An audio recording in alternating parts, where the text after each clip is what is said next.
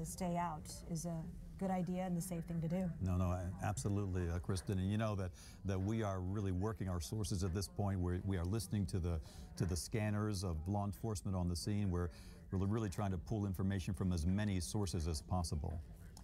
Yeah, and right now we're seeing a lot of tweets from people, you know, who say they work inside the YouTube building, that they are now getting out. I just saw a tweet from the Associated Press breaking that the city manager of San Bruno is saying multiple 911 calls came in, and this all happened about a half hour ago, reporting the shooting at YouTube headquarters. And since then, we've been live on the air as we follow the convergence of police flocking to that headquarters, which, as you mentioned, houses a lot of people. 1,700 employees or so work in that building. And you really have to, you know, there are so many questions, Kristen, as you know. I mean, in stories like this, as things play out, at this point in time, we're just trying to get the most accurate, quickest information about what's happening right now. But then at some point in time, we're going to have to get into what could possibly be the motivation. Why would someone pick this office? Why would someone pick YouTube, of all places, to launch an attack? Can you tell us again what your source told you about this possible suspect, possible suspected gun woman? Yeah, it is a law enforcement source who I've used many times before, who has been credible in the past, and that source tells me that the shooter is a white female adult with a dark top and headscarf, and you know, the Marines who are just a block away are on lockdown. It's the 23rd Marines, the largest infantry battalion in the Corps, actually. It's there at the corner of Sneath and El Camino. And we're hearing multiple injured, shots to the chest, no fatalities yet. You see an ambulance going away. Is that going away, Kristen, or is that going towards the YouTube headquarters? Well, look, they're on 380. They're heading towards either 101 or San Francisco Airport. Oh, yeah, there you go. Yeah, but there are a lot of hospitals in that area, right. Millbrae and Burlingame. They could be headed that way. You know, and again, I mean, we talk about a female shooter. This clearly would break the mold of shootings we've seen in the past. So there you go. You have these people being processed. They are making sure that no one else is involved. They are looking at. I assume that a lot of these are employees, and clearly this must be a terribly traumatic time for these employees to go through something like this. You know, we've heard the reports of the gunfire. Imagine being in your office at you know, at 1:20 in the afternoon on a Tuesday and hearing gunfire. Yeah, absolutely frightening. Dan, we now have our first word from Google Communications. Google, of course, part of the Alphabet company. Look at this YouTube situation. We are coordinating with authorities and will provide official information here from Google and YouTube as it becomes available. So that is all they're saying right now, not getting into the details, but certainly acknowledging there's a serious situation. The relationship between Google and YouTube, as you know, is that Google bought YouTube, right. And then after that, they eventually became two, right now at this point, separate companies again, both under the auspices of the Alphabet company. And YouTube continues to have its own headquarters in San Bruno, where Google has its headquarters in Mountain View.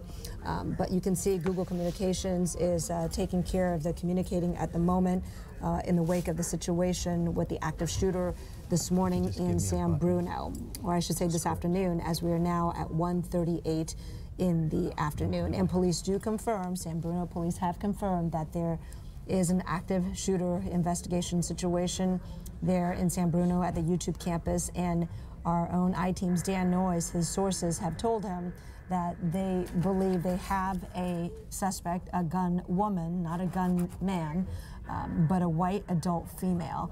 And Dan is just getting more information in right now. Dan, why don't you fill us in? Well, you know, we are working the phones. It's kind of a juggling act here to be able to be with you on the air and speak and to gather more information. But it's gone quiet at this point, which is either a very positive thing or a very concerning thing, and you really don't know at this point. But again, I'm just relying on that information that I've received from a good law enforcement source that says that we believe the shooter is, at this point, the best description is a white adult female with a dark top and headscarf on. Really, that's the best information we have at this point. Where I'm being told that you can probably see some snipers on the YouTube building rooftop at some point. Again, and we've been careful about this, which is a very responsible thing to do, to not go in too tight, to show the police operations, just to make sure that we are not in any way putting any law enforcement officers in danger. We are being responsible and keeping that shot nice and wide.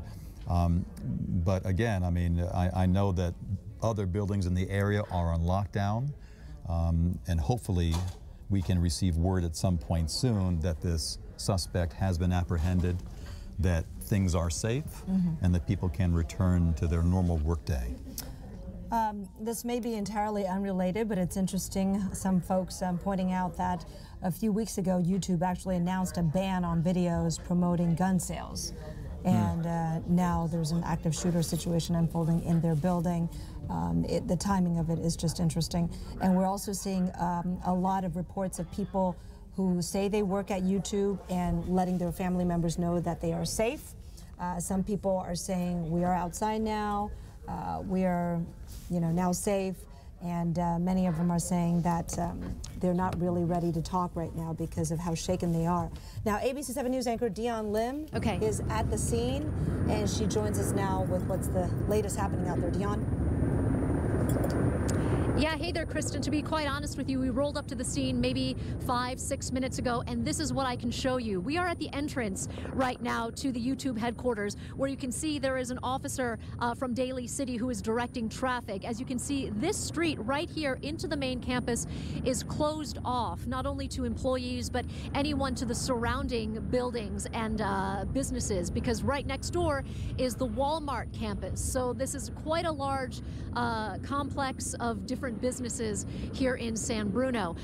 Something I can mention to you is that I have been trying to speak to employees of YouTube, ones that happen to be milling around, maybe grabbing a bite to eat, going to their cars, and I was told that YouTube did send out some sort of alert to their entire campus. We don't know if it is an email or if it was a text alert of some sort, but instructed them not to use their phones because of this active shooter situation.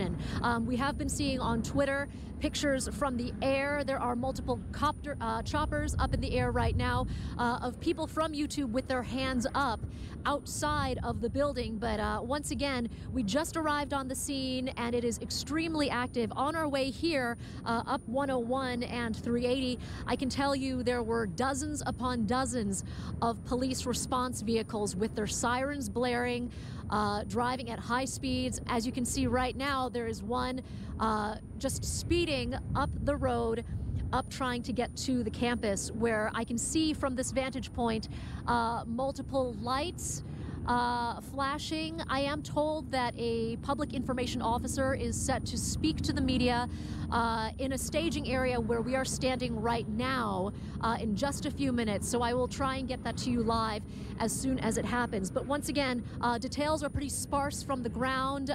Security has the area cordoned off. I have talked to numerous YouTube employees who right now are in a state of shock and confusion. All they know is what we know. There's an active shooter situation, and this is the very latest. The area is cordoned off, and we'll try and bring you that press conference live as soon as it happens. In San Bruno, Dion Lim. Kristen, back to you in studio. All right, Dion, thanks so much for that information. We are also getting some additional word as we continue to look live from Sky 7 of some more information from someone who worked inside the YouTube building and was evacuated. And our Dan Noyes has been getting more information on a possible motivation. And Kristen, we have to be really careful about all these reports when things are breaking like this. Reports will come in. Some are solid and turn out to be accurate. Others may be not so accurate. But we are hearing from a person who works at YouTube, an employee from YouTube who was evacuated. That person is saying that this was a suicide mission and that no one else was shot at. And now clearly that would go against what I heard earlier from a law enforcement source, that other people were shot, apparently some chest wounds, but no fatalities at this point. So you have some conflicting reports here. And of course, we will sort this out as the day wears on. And of course, when we hear from law enforcement in that news conference coming up. Hopefully they will be able to have the final word on this. Yeah, in this type of situation, there often is conflicting report. I mean, sometimes the participants, the folks caught up in it, are confused themselves because it's all happening so quickly. We can tell you that an active shooter situation first developed around 1 o'clock this afternoon at the YouTube headquarters, worldwide headquarters, located in San Bruno. Now, after a while, after hearing shots were fired, we saw people starting to come out in groups, presumably after they've secured the potential suspect, which is the person that our Dan Noyes of the I-Team got some information from his law enforcement sources, Dan. Exactly right, exactly right. And again, you have to, and Kristen, there really are more questions than answers at this point. You know, the law enforcement source told me that this was a woman in a headscarf and a dark top who had there we go there. That is the information that I had from a very good source, that it's a white adult female wearing a headscarf and a dark top, and that she may be in custody. And so my source also said that there were some people who did suffer some gunshot wounds, but no fatalities at this point. But we heard from a Google / YouTube employee just a few moments ago that it's her understanding, or his I'm not even sure the gender of the employee, that it's their understanding that this perhaps was a suicide mission and that no one else was injured. So clearly these are the different reports that we're getting in. On the one hand, you have an employee who has gone through a very traumatic experience and hearing things. And then I have sources who are very close to this investigation, very close to this police action right now, who are telling me another thing. And while your source mentioned several people being shot, and we did see several ambulances racing away from the scene, right, we did check with the closest one of the closer ones, Kaiser in South San Francisco. They did not receive any victims, any shooting victims, but of course there are many hospitals in this area, so we are doing our best right now as well to check in with all the various hospitals and police agencies. Our goal, of course, to get you information if you need it. Perhaps you know someone who works inside the YouTube building, or perhaps just in the area, and you want to make sure they are fine. San Bruno police are saying please still continue to stay away from the area, even though we are seeing some signs that some employees are now in a better situation, a safer situation, being allowed out of the building and now being patted down by police after coming out with their hands up. And of course, Dan, your source saying they may have this woman now in custody, but again, they are not 100% certain whether that is the person or whether there are more people. There could be additional people. Right, and I am hearing from law enforcement that they are hearing what we're saying as well, and so they are checking out the reports that are out there. That report from a YouTube employee saying that it was a suicide mission and that no one else was hurt. I'm being told from my law enforcement source that that does not jive with what they know right now, and that they are going to get to the bottom of this, and hopefully I'll be able to have some more definite word as this goes on here in the afternoon hours. Well, we have a tweet that we want to show our viewers right now. This is from the ATF in San Francisco. The ATF San Francisco Field Division is responding to a reported shooting at YouTube headquarters in San Bruno, California. We now, of course, know that to be the case, but that is more confirmation of the agencies involved. You can see it is a big operation. And Dan, maybe you can talk a little bit about what's involved when the ATF gets to the scene. Well, and you know, Kristen, I was just thinking about this, that when you have any sort of incident like this, a serious incident like this with an active shooter, you do have these emergency operations centers. They kick into place, and you'll get a combination of law enforcement agencies all working together at the same time. So you'll have ATF, you'll have FBI involved, you'll have the Sheriff's Department, you have the local police departments as well. And they are all communicating, they are all working together to try to figure out what's going on. Of course, in the very early stages, they want to do their best to stop the threat. And then after that point, then the full-on investigation will kick in. Oh, look at that. Okay, that is the 380 connector, I think to El Camino. I can't be sure from this vantage point, but it does look like there is some freeway stoppage. I can imagine police don't want, the CHP wouldn't want people to get off where they're conducting massive operations. So yeah, we're pulling out. Wow. We can see this is 280.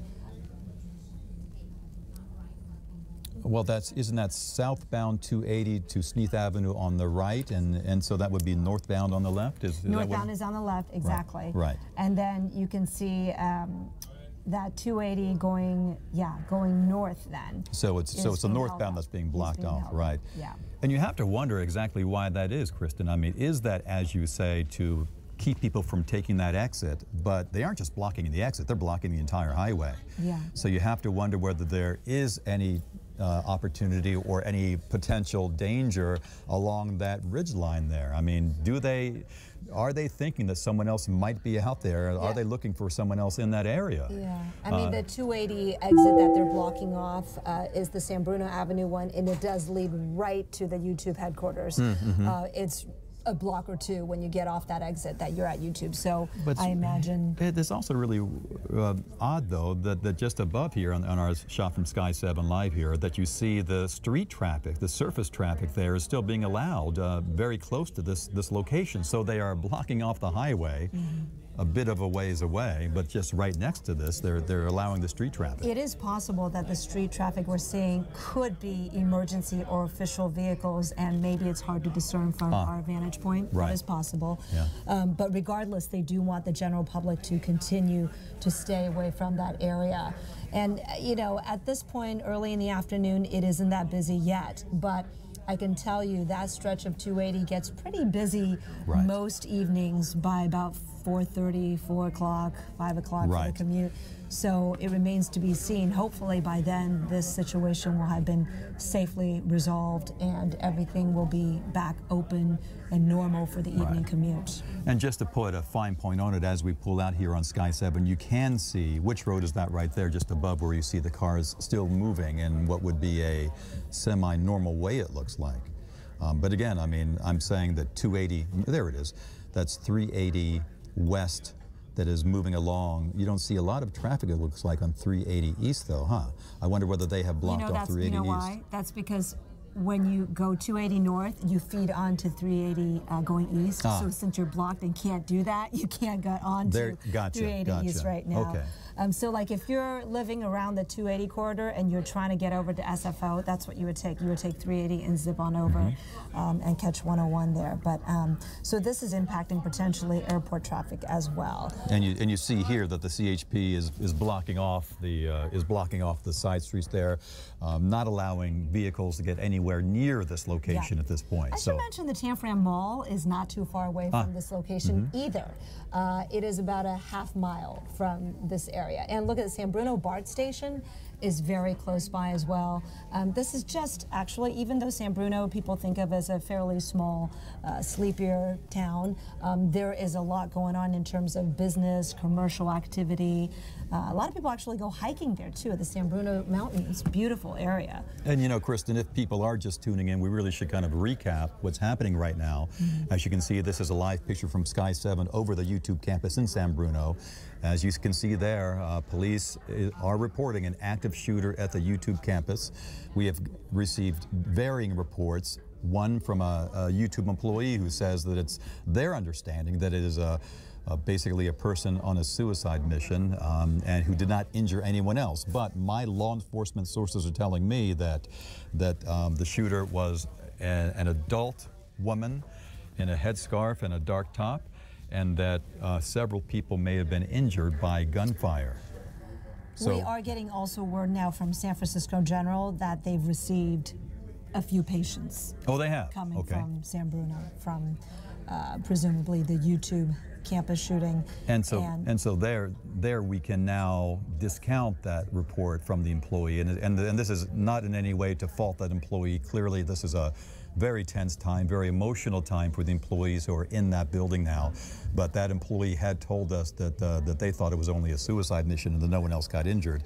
But now for us to hear reports from the hospital that they are receiving wounded, that does seem to verify what my law enforcement source has been telling me. We have no idea what kind of wounds or injuries or what kind of condition the patients are in. Someone could have had a stress attack, and that is possible as well. And we can't make too much into it at this moment. But but we certainly hope that the injuries are minimal. And we certainly hope that your source about the gun woman having been caught is correct. Sounds good. Right now, we're going to check in with ABC7 News anchor Dion Lim. You've been talking with people who have been, with family in the building. What's going on, Dion? Yeah, Kristen and Dan, you guys mentioned how emotional this situation is. Take a look behind me. There is a family of three, a mother, a young woman, and her husband. They are trying to access the YouTube campus because I just spoke with them moments ago. This mother's son, who is a 30-year-old software engineer, heard the gunshots and sent her a series of text messages, which she allowed me to take a look at. And her son's text messages said that this happened apparently at 12:52 outside on the lunch patio area, where he heard multiple gunshots. He did not know where they were coming from, and that currently he is hiding in a bush. But I think what is most heartbreaking of all, and what is causing so much pain for this family, is that he wrote in his texts, "I love you all. I am safe for now." So that is the very latest from what we're hearing. It is still cordoned off, this area, to the main campus. You can see there is police enforcement trying to direct traffic other ways versus going inside. I can also tell you that this mother says that her son had just been working, and this was a very popular time, of course, for lunch. She did not have very many details. His text messages were very brief, and we were under the impression from another YouTube employee that they were directed not to use their phones in case of any other activity for security purposes, I would presume.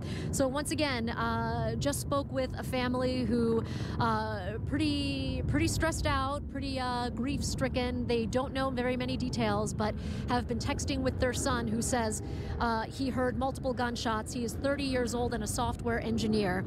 This was on the outside lunch patio during the very busy lunchtime break. So once again, we are told that the public information officer is on the way to brief the media. We will stand by and keep you posted. I'll try and talk with some more people who happen to be trying to access this campus, getting you the very latest of what's going on inside. Live in San Bruno, Dion Lim, back to you. Dion, this is Dan Noyes. Just a quick question for you to put a fine point on this. You're saying that the employee was on the lunch patio, not to say that the gunfire was on the lunch patio. He heard the gunfire from the patio, correct? Yes, that's a very good distinction to make. He was on the lunch patio. Now, whether or not the person with the gun, the shooter, was on that lunch patio or not, we don't know. He had a hard time discerning exactly where the pop, pop, pop sounds were coming from. That was how it was described to me, as a popping and multiple pops at that. All right, and Dion, I also have a question for you. Things are kind of busy in the newsroom as we continue to try to gather more information, so I'm sorry if you mentioned this and I missed it somehow, but you mentioned the heartbreaking text, or the nerve-wracking one, saying "I love you" and informing them what's happened, the shooting. Any further text later on to confirm that he is in fact now safe and out of danger? Yeah, no, I'm glad to go over this again because, you know, information is coming in at such a rapid pace, and I can hear the background noise in the newsroom of how busy it is. But yeah, there were a couple other texts saying that he was safe and hiding in a bush nearby. But as you can imagine, this mother was still very shaken and upset because she doesn't know the details, and it had been some time, several minutes, since his last text. Right. So once again, they're trying to access the campus however they can. Right, Dion, thank you so much. Dan, you and I were talking about earlier about folks starting to arrive at SF General, and we do have our Wayne Friedman out there. So let's go to Wayne right now. Wayne, what can you tell us? Well, I can tell you that we don't know a lot yet. We do know that San Francisco General is a level 1 trauma center. This is where the serious cases are brought for all of San Francisco.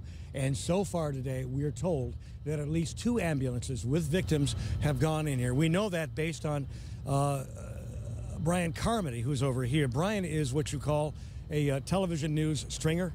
Brian, you shot footage a little while ago of the ambulances coming in. We had 2 ambulances come in so far, one from AMR from San Mateo County, the other one from South San Francisco Fire Department. I shot pictures of a couple of victims coming out of the first ambulance from AMR.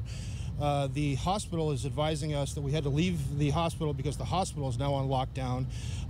As I was walking out, the second ambulance pulled in from South City Fire. I did not see how many folks came in from South City. Can you tell us what you saw in terms of the nature of the injuries of the people who were brought in? Not really. I was looking through the viewfinder. It's fairly dark in there. I heard on the scanner that there were 2 people coming in, but I can only say that I saw one person come in. They look to be, have lots of medical gear around them, like they were severely injured. Okay, so you've seen a lot of medical victims in your life. You do this for a living. Could you put it in perspective for us in terms of level of severity? They were not doing CPR, and it looked like the person was breathing. That's what we kind of look for in the news business. Is it to that point or not? And that was what you said about 1 o'clock today? That was about 1:30 this afternoon, sir. Okay, so that was 2 ambulances thus far. Yes. Have you heard of any more on the way? We've heard that there may be more coming, unconfirmed. Right. When you have a situation like this with so many victims, normally all trauma patients from northern San Mateo County and San Francisco County come to this hospital. Once you have what's referred to in San Francisco as a red alert, I'm not sure what they call it in San Mateo County, you will start populating those patients out to other hospitals. So we can't say that everyone's going to come here. Okay, but we can confirm you've seen what appears to be 1 gunshot wound person for sure brought into this hospital, that there may have been a second or a third. You were not able to go to look inside that ambulance. There were at least 1 person in the first ambulance, and then obviously the second ambulance brought victims here. So we don't know how many were in that ambulance, but there are several patients been brought here so far. Okay, and forgive me for using the vernacular here, but when they arrived, were they lights and sirens? Were they what we call code 3? Absolutely. All the ambulances, we could hear them coming from a long ways off. They were code 3 on the way here. Okay. So that's Brian Carmody, who is what we call a stringer in the business. He's a man who drives around with a camera and covers breaking news. He was in the right place at the right time. Brian, thank you very much for that information. Now you see sheriff's deputies leaving the facility. They say the hospital's on lockdown, but we still do see patients moving in and out of the area. The only people they're locking down at the moment are members of the press who they want to apparently keep out of the way. We're trying to get more confirmation from the hospital as to what's happened. We've called their public information officer. He's not picking up his phone. This situation will certainly clarify as the day goes on, but that's what we have right now. At least 1 person brought to San Francisco General Hospital in an ambulance, an apparent gunshot victim. A second ambulance behind. We don't know how many people were in that ambulance or what the natures of their injuries were, or even if they came from San Bruno. That's where we're at right now, live in San Francisco at Zuckerberg, San Francisco General Hospital and Trauma Center. Wayne Friedman, ABC 7 News. All right, Wayne, thank you so much. We do have word, too, from Stanford Hospital, and we want to go ahead and show that to you in the form of a tweet, that they have now received some patients, and we believe it is related to the San Bruno shooting at YouTube. Yeah, look at this. ABC News tweeting, latest, Stanford Health Care says it is treating 4 to 5 patients from shooting. No indications of their conditions, but 4 to 5 patients from the shooting. Right now, get back to our anchor, Dion Lim, out at the scene. You've been talking with people. All right, we'll get to Dion in a little bit, but right now, Dan, this is interesting and confirmation from Stanford that earlier reports that perhaps no one else was injured are untrue. Exactly right. So now we have some apparent victims at Stanford, some apparent victims at SF General. And you know, Kristen, as you and I were talking when Dion was there just a moment ago, that there is a product manager at YouTube. His name is Todd Sherman. He's been tweeting to his friends and family, talking about what he saw there firsthand. Yeah, one of his earlier tweets, just frightening. At that point, every new person I saw was a potential shooter. He's talking about, of course, during the pandemonium chaos when they heard gunshots and he wasn't sure who was whom. He said someone else said that the person shot out the back doors and then shot themselves. Again, we had heard reports that this person, from your law enforcement sources, that they were perhaps on a mission. Right, exactly right. And the law enforcement sources were telling me that that the active shooter, unlike many other active shooters across this country, sad to say, are typically male. But in this case, my law enforcement source is telling me that this was a female, or is a female. And as you were saying also, Kristen, that Todd Sherman reported that, you know, as he was leaving, he looked down and saw blood drips on the floor and the stairs. And then he peeked around for threats, and then he headed downstairs and out the front. And so clearly that would go along with the reports that there have been injuries. We are hearing now reports of injuries at the different hospitals. We saw the ambulances rushing away from the scene. You know, they were not just taking their time, they were definitely rushing. They were rushing. And I do want to let folks know the last tweet we saw from Todd Sherman is, in an Uber on the way home now. Hope everyone is safe. So that is the good news. Todd's okay. And of course, we see a lot of folks have made their way out after they come out with their hands up. They are processed by police in the sense that each and every person is patted down to ensure that they are not somehow involved as part of the big picture of the violence taking place today at the YouTube campus. And you just have to wonder what's going through those employees' minds, Kristen. You know, they've been there with their hands up. At one point here, they are being considered perhaps involved somehow, but they get cleared and they're able to drop their hands and to walk out to safety. So clearly, that just must be such a relief to finally get out of the building where there was gunfire. We had those reports of multiple gunshots being fired. We heard earlier from Dion's reporting that there was a young man who was out on the patio, the lunch patio, heard multiple gunshots. He was so afraid at what was happening, he jumped into a bush, and then he texted his family, "I love you all. I am safe for now." So as we see here, more and more people are becoming safe from now, extricating themselves from that scene, being checked out, patted down. Clearly an emotional and just a terrifying time there on the YouTube campus. Yeah, just to give you a brief recap, if you're just joining us on ABC 7 News, we've been live on the air since about 1 o'clock this afternoon when we first got reports that there was an active shooter situation at YouTube headquarters there in San Bruno, right off of 380 and 280.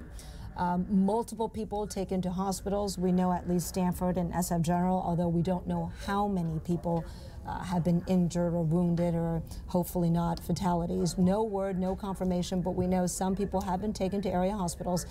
The status of the shooter, a little unclear as well. Right, and we had that report earlier that, as I keep on repeating here, that it was a female shooter, and we had a report much earlier now, it must have been, what, maybe 20 minutes, half an hour ago, that shooter has been apprehended. And so clearly when you see the officers outside of the YouTube headquarters right now, there is not that sense of urgency. They are not hiding or ducking behind cars and preparing for a gunfight. They are very much in the process of processing the employees to make sure that no one else may have been involved in what happened there today. So it looks as though, and again, just trying to be as even-handed as possible, it looks as though the crisis may be over, and they're now very much in the process of processing the employees, making sure that everybody is safe and that they have everyone responsible for this attack there on the YouTube headquarters this afternoon. And in these situations, once they believe the building to be secure, there will still be the room-to-room sweep, and it's a big campus where normally 1,700 people work. They'll want to make sure that everybody is in fact found safely and out of the area, and that there's no additional possible gunman or gunwoman in hiding.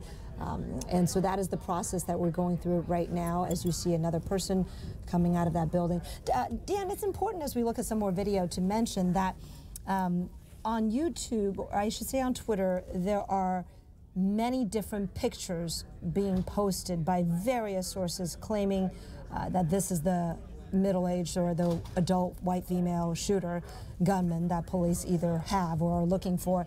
But given that there's so many different pictures floating out there, there's really a word of caution to be given to people here. Oh, you know, Kristen, in this day and age, you know, all the claims of fake news and everything else, I mean, we have to be especially careful that there are people out there who take these instances as a chance just to wreak havoc in terms of the truth. And they will take this chance to flame their friends, to somehow with some twisted sense of humor to say, hey, this person is the shooter, when in fact it's their friend or someone perhaps they don't like. Right. So we have to be very, very careful about what we report. We have to stick to our sources that we know. Of course, it'd be best now if authorities at some point very soon can hold that news conference to really put some of this online chatter to rest, to give us the official word of what has gone on there. Yep, and then in the meantime, we're certainly not going to retweet anything that has to do with potential pictures or possible pictures of this woman that they believe is the suspect. And you're very right to point out, just a word of caution to people, don't jump to conclusions, don't necessarily go on Twitter and look at every single thing you say as the gospel truth. Yeah. Go to the sources that you trust, the ones that are checking out things or that are taking the time to get it right, and don't just accept anything you see from any tweet from anybody online. As you see here, I believe, are these still live pictures? Yeah, this is still live pictures here from Sky 7 over the YouTube headquarters. You see, we saw a couple of officers walking into the building at that point. Again, not rushing, not necessarily going slowly, but just taking their time going in the building. It looks as though this is a cleanup situation. And let's go back now to our Dion Lim, who is live on the scene with the latest. Dion? Where are we putting Dick?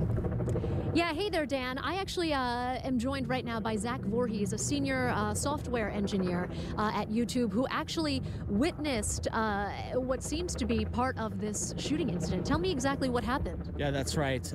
So what happened was I was sitting at my desk programming when we all heard the fire alarm come off. So we evacuated the building. I had my skateboard. I started skating down towards the lunch courtyard area, and I heard a commotion. And I saw somebody screaming out, "Come and get me!" And I saw to my left, his right, that there was somebody on the ground on his back with what looked like a red stain on his stomach, which I'm going to guess is a bullet wound. And I didn't really understand exactly what was going on until the police came through the door with an assault rifle. And then I got out of there. I ran out. I escaped through the parking structure, and I exited the building. Wow. I mean, what went through your head when you saw this? Because you see a man lying on the ground. Was there any shooter nearby? Paint me a picture of what went through your head. So what happened was that there was a guy on the ground. He had been shot, and the shooter was within 20 feet from him, and he was yelling, "Come and get me!" And I didn't understand what was going on at the time. And yeah, that was it. It was the shooter and apparently his victim within 25 feet of each other. Did you ever think that you're a little bit too close for comfort? I mean, I know you bolted out as soon as you possibly could on your skateboard. Yeah, I mean, obviously I would not have gone that direction, and it was definitely a little too close for comfort.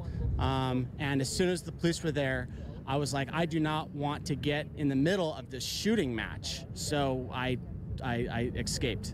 So many details are coming in at such a rapid pace. It's hard to keep them all straight. Can you give me a description of what that shooter looked like? He looked like he was a bit heavy set. I didn't recognize him from YouTube. I would have guessed that he was 5'9", but it happened so quickly that the details are a little bit fuzzy still. I can only imagine. Did he have an accent or any clothing that would give away more of his identity? The only thing that I can remember is that he looked like he was wearing gray. Yeah. So, yeah. So tell me, how do you think that he could have possibly entered? I mean, security-wise at YouTube, are there metal detectors? I mean, are there badges you need to swipe in order to get into that area? So I can't go much into the security of YouTube, but I can say that they have security doors, but the garage area allows walk-in. And I come in the morning often on my skateboard, and I kind of sail through the parking garage, and I'm able to get into the outside courtyard area. which is where he was at. So he was in an area that was technically somebody from the public could access. Let me ask you, you said that your phone has been blowing up with text messages and inquiries from friends and family. What have you heard so far from the rest of your colleagues? I haven't really talked, I've only talked to one colleague so far. I went live on Facebook because everybody's hungry for information on what's happening, and I've just been blowing up with requests from my family and my friends, trying to see if I've been all right. There was one person I believe worked in the facilities who actually witnessed the shooting, and I actually have his interview on my phone. Oh, I'll try and get that from you in a little bit. Unless you want to, would you like to pull that up now? Do you have a moment? So for all of you who are just tuning in, we are in San Bruno outside the YouTube campus where I'm speaking with a senior software engineer right now, Zach Voorhees, who just escaped this active shooter situation. He saw, according to him, a body on the ground with some sort of wound to the chest and abdomen area. He escaped through the parking garage. Oh, behind me you can see there what appears to be employees, I presume, of YouTube, if not other nearby buildings. Yeah, yeah. And I believe he's one. My glasses aren't on right now, but I do have this interview on my phone right now. I don't know if we can put it on the camera. Yeah, it might be hard to see. What do you think? Let's see if we can see how he's doing. That might be a little bit difficult to see and hear. Okay, we'll try and get that video in a second, but let's take a look at all of these people who are streaming out of the YouTube campus right now. I can only presume that, are you YouTube employees? Are you all YouTube employees? Right now, I believe they are staying tight-lipped. I don't know if they were instructed not to speak to the media, but right now they are filing out in droves, dozens upon dozens of them. None of them are making eye contact right now. Understandably, they are most likely shaken. Do you work at YouTube? These are all YouTube? Yeah. Did you see what happened? I didn't see, but I heard like running. I heard a shot. I didn't see it. You heard the shots? Yeah. Where did this happen? In a cafeteria area, from what we understand? Yeah, that's what I heard, but I'm not fully sure. That's what I heard. Okay, and you're being instructed to leave the premise? Yeah, yeah. Okay, and where do you plan on staging at this point? Sorry? Where do you plan on going from here? So they're taking to a different building there, and then we'll probably leave. A different YouTube building? Yeah. Got it. Thank you very much, sir. Okay, once again, we have dozens upon dozens of YouTube employees who are being instructed, at least from what I understand, to go to another building. And right now, none of them seem to want to talk. I don't know if this comes from instructions from YouTube or not, but let's see where our friend Zach went. Oh, Zach, come on back. Now, is it possible that they were instructed not to say anything? I don't know. Yeah. Do you also work at YouTube? Okay. You live in the neighborhood? What were you told? Were you told anything? Okay. Okay. So tell me a little bit also about your friend who actually saw the shooter, the video that you my had. friend. He seemed like he worked for lunch services or something, and he saw. Apparently, he had some information on it, and I recorded the conversation, and yeah. There was that somebody had come into YouTube and he was angry, and that's about all we know. Did he seem very shaken? Yeah, he was shaken about it. So I want to get more information to see what happened, like who the shooter was. Was he angry? Did he have a reason to be angry? But I don't know much more than you do at this point. Okay. Zach, I appreciate your time. Thank you for stopping to talk with us. I'll try and get that video from you in just a moment. But once again, if you're just joining us outside of the YouTube campus, where I just spoke with one of the employees, a senior software engineer, who witnessed himself what he describes as a man bleeding from the abdomen area after this shooting. So that is the latest that we have right now from San Bruno. Kristen and Dan, sending it back to you in the studio. Now, Dion, just hold on just one more second. And again, I mean, we are reporting this story live, actually. We are gathering information as it goes on. Now, Zach there is telling us, and I just want to make sure that I understand, is Zach saying he saw the shooter with his own eyes, or he was recounting a report from another employee who saw the shooter. No, this was with his own eyes, and you can confirm that. This is what you saw yourself. Our anchors are asking if this is something that you heard or if this is from secondhand knowledge, but this is actually what you saw. You saw this shooter and you saw someone on the ground. I actually saw the shooter, yes. Yeah, okay. Yeah, and I can also tell you that Zach, you know, had some tears in his eyes because, I mean, this is a very emotional experience. I mean, the thing is that when you see somebody down, bleeding out of his stomach and he's not moving, you know, you fear the worst and you pray for the best. Yeah. So, Zach, thank you once again. So, Dan, we'll send it back to you. But Dion, the reason we keep asking about that is because the earlier reports were all that the shooter was a woman. That's why we were very interested in whether Zachary had a, you know, completely different impression and how certain he was that it was indeed a man. You know, the person's face was not covered or anything like that. Exactly, and we're keeping an eye, of course, on the other. And I think, please. No, I was going to say, I think in situations of high stress like this, when there is chaos and there is adrenaline running through your veins, I think a lot of times it is difficult to recount these details, but he does appear to be very sure that what he saw was a man. Once again, I did also hear reports of the gender of this shooter being different, being a female, but then again, it is so early in what happened that I think details are still coming in minute by minute. Okay, Dion, thanks. You know, we are checking the other national media here. The LA Times is quoting a law enforcement source not authorized to speak publicly about the incident. That source is saying the shooter was described as a woman, and so far they do not believe that this was an act of terrorism, according to the LA Times. It appears instead to have been an act of a case of domestic or workplace violence. And now our own Vic Lee is confirming from his sources that the shooter was in fact a woman, and that shooter has been wounded with another person as well. Vic, are you there now live on the telephone? Dan, I am. Please tell us what you have. Yeah, sure. And what you say is accurate. A reliable law enforcement source tells me that basically what's happening inside the YouTube headquarters is that the SWAT team is slowly and methodically going through every room on that campus now to see if there are other suspects associated with the shooting. Their belief, though, according to this source, is that there is nobody else but one shooter, and that shooter is a woman, and that the woman was found in one of the rooms as they were clearing the place, along with a shooting victim. The suspect was, according to the source again, wounded, and they could not find anybody else associated with the shooting. So basically that is what is happening. Many of the law enforcement agencies are now clearing out because they believe this is no longer an active shooting situation. The shooting victims are being taken to two different hospitals. Stanford is one with about, I've heard, 4 to 6 people. And of course, San Francisco General Hospital with its legendary ER team. About 4 or 5 of the victims are being taken, were transported there.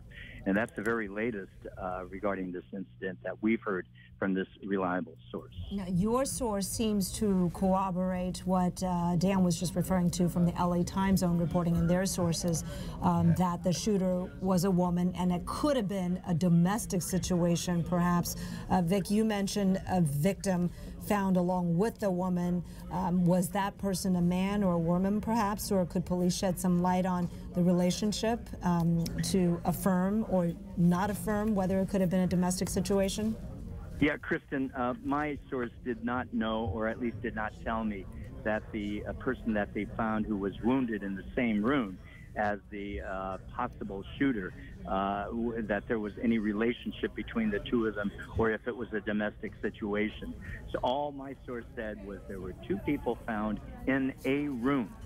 One they believe is a shooter, and the other is a shooting victim. Both were wounded. So I don't know if it was a self-inflicted wound or not regarding the shooter's condition. You know, Vic, and this really does jive with what I reported About an hour ago at 1:24, I had word from a law enforcement source that the shooter was in a white adult female with a dark top and a headscarf, and that we reported at that point that there were multiple injuries with shots to the chest and other parts of the body. No fatalities yet, according to my source, but clearly, if you're talking about the numbers of the shooter and then a victim found in the same room as her, and then you're saying that there were 4 to 6 to Stanford, another 4 to 5 up to SF General, and now we start talking some serious numbers. And that's not to diminish a single person's injury, but if we're talking about from 8 to 11 victims. Well, Dan, let's be clear.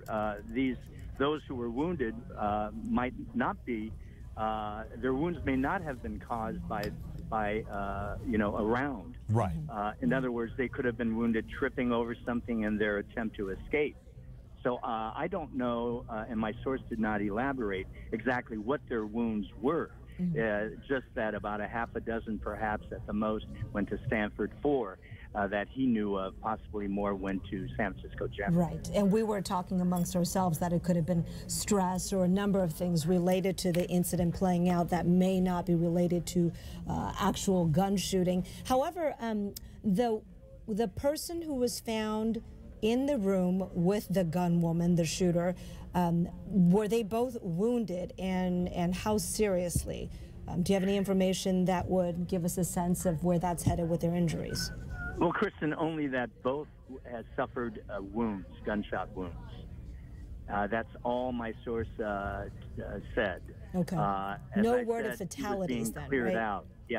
Okay. Yeah. No word of fatalities. So if they are clearing out all the rooms, that is demonstrative of the fact that law enforcement now thinks it is safe or the premises are secure. They're going through each room. Well, the reason they're doing, Kristen, the reason they're doing that, of course, in any situation like this, they want to be sure, number one, there are no other shooters, and number two, there are people who lock themselves into the rooms hoping to escape from the shooter.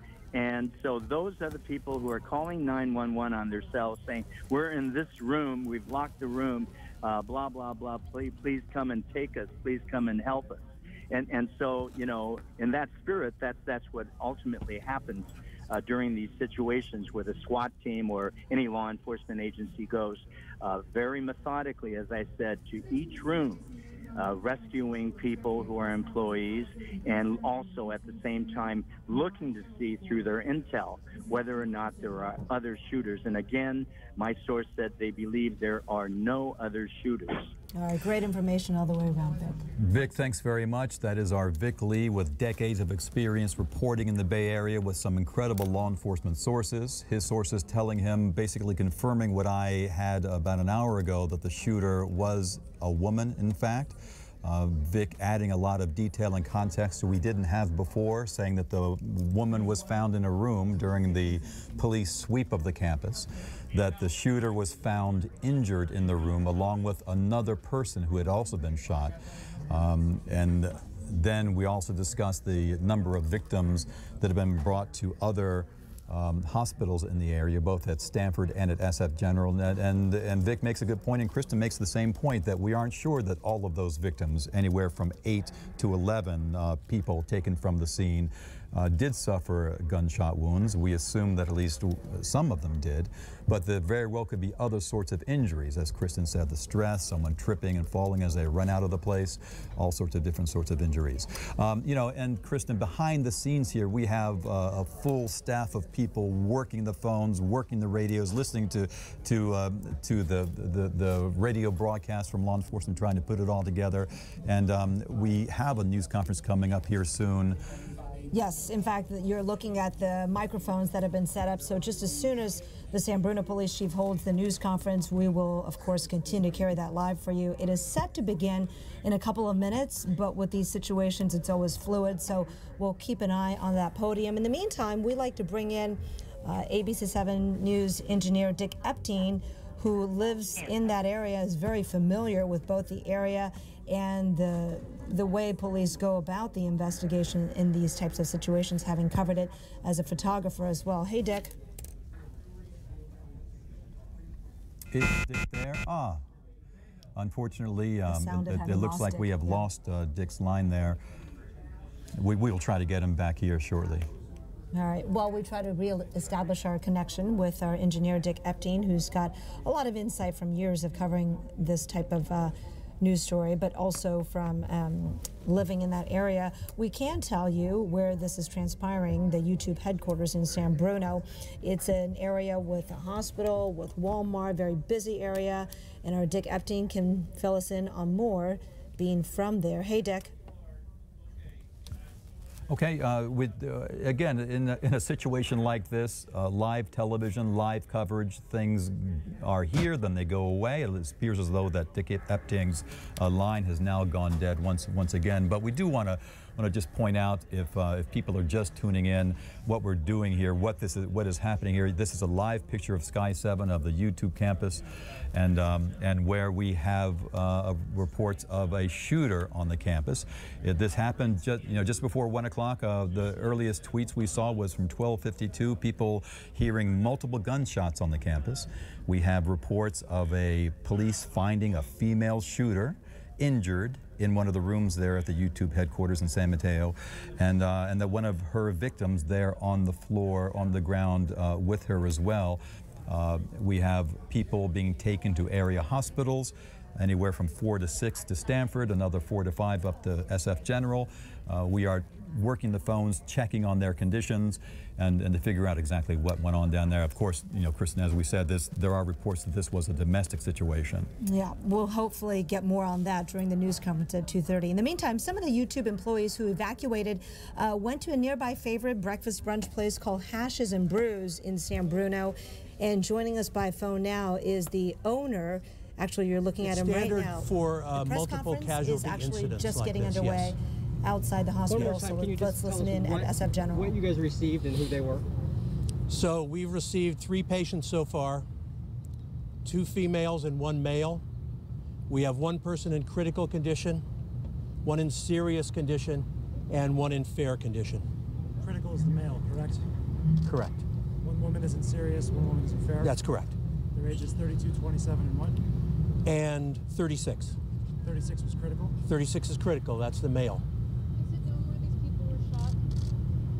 You mean what parts of their bodies?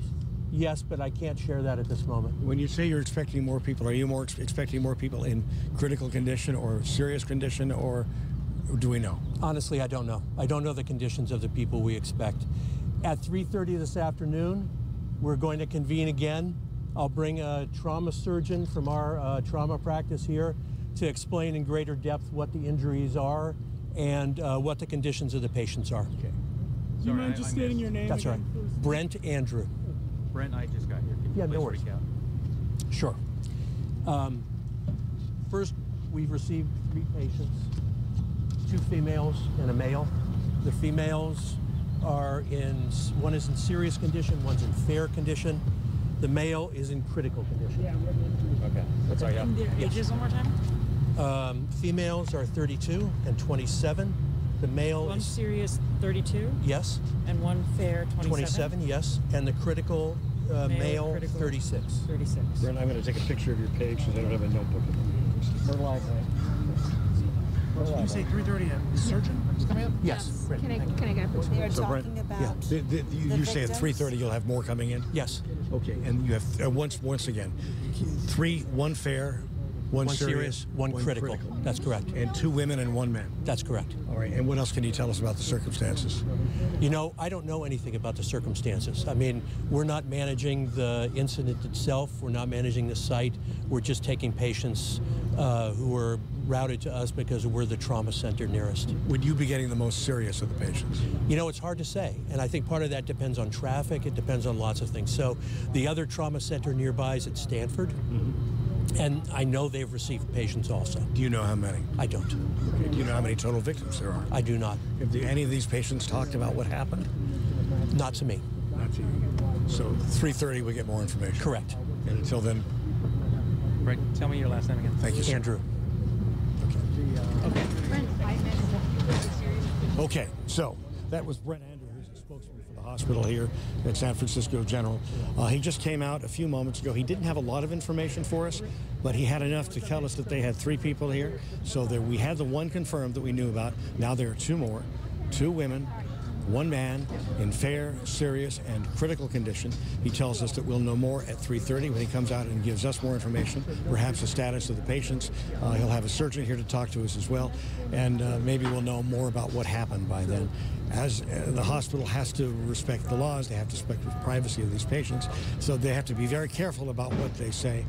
At least we have some solid information, though, for now. That's all we have. Live at San Francisco General Hospital, Wayne Friedman, ABC 7 News. You know, it looks as though Wayne does not have his earpiece in, because I surely had a couple of follow-up questions. Hey, Wayne, I appreciate you putting in your earpiece for us. I just wondered, at one point in that little bit of an impromptu news conference, it seemed as though Brent was talking about the nature of the injuries. Did he at all indicate that there were gunshots among those victims? No, he didn't. He did not. Okay. Brett, did you say, sir, did you say that these were in fact gunshot wounds? I don't believe I did, but no, I don't believe I did. Can you confirm that they are? I can't confirm yet, but the doctor at 3:30 will. The doctor at 3:30 will? Yes. Is this a doctor who deals with gunshot wounds? This is a trauma surgeon. Okay. So very experienced in gunshot wounds, yes. So should we infer something from that? It's possible. Sorry, go ahead. All right. Okay. Okay, Wayne. So we'll know more at 3:30, but that's a start. Yeah. Well, thanks, Wayne. I appreciate that. And of course, you know, we did see the ambulances going away from the scene so quickly, and so clearly there was an urgent mission there from those ambulances. And thank you, Wayne. We'll see you again at 3:30 then. Yeah. And given the fact that San Francisco General's reputation is for handling trauma, it is not surprising if those patients who brought there were those who would have had gunshot wounds. And he also mentioned several people having gone to Stanford Trauma Center, and our own Vic Lee also said that his sources said about 4 to 6 people went to Stanford Trauma Center, also another place where you would bring shooting victims. Exactly. And Kristen, and we did. And we did hear earlier that there were employees reporting that they. Oh, actually, let's cut straight to the news conference now, and they're at the YouTube headquarters. San Bruno Police Department received numerous 911 calls regarding gunshots at the YouTube campus located on Cherry Avenue in our city. San Bruno Police arrived on scene at 12:48 and immediately began a search for a possible shooter or suspect. Upon arrival, officers encountered numerous employees fleeing from the building.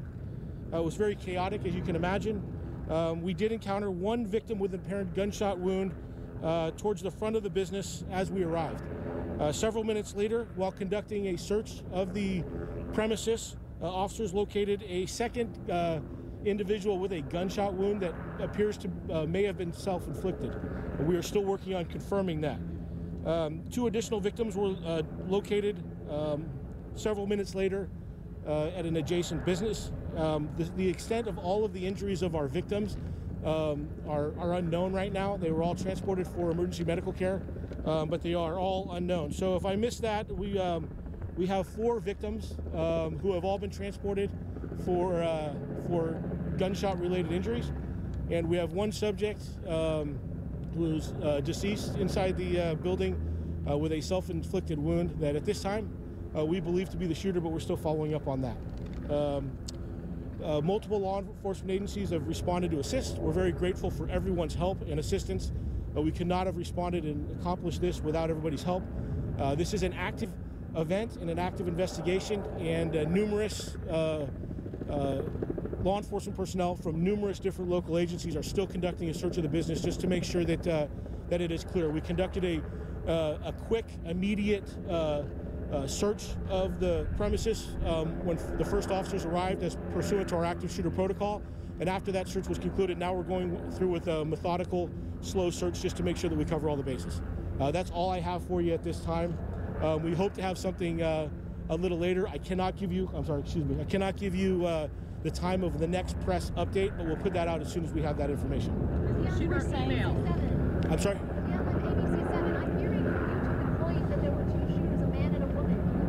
No, I cannot confirm that. It's a female. Yes.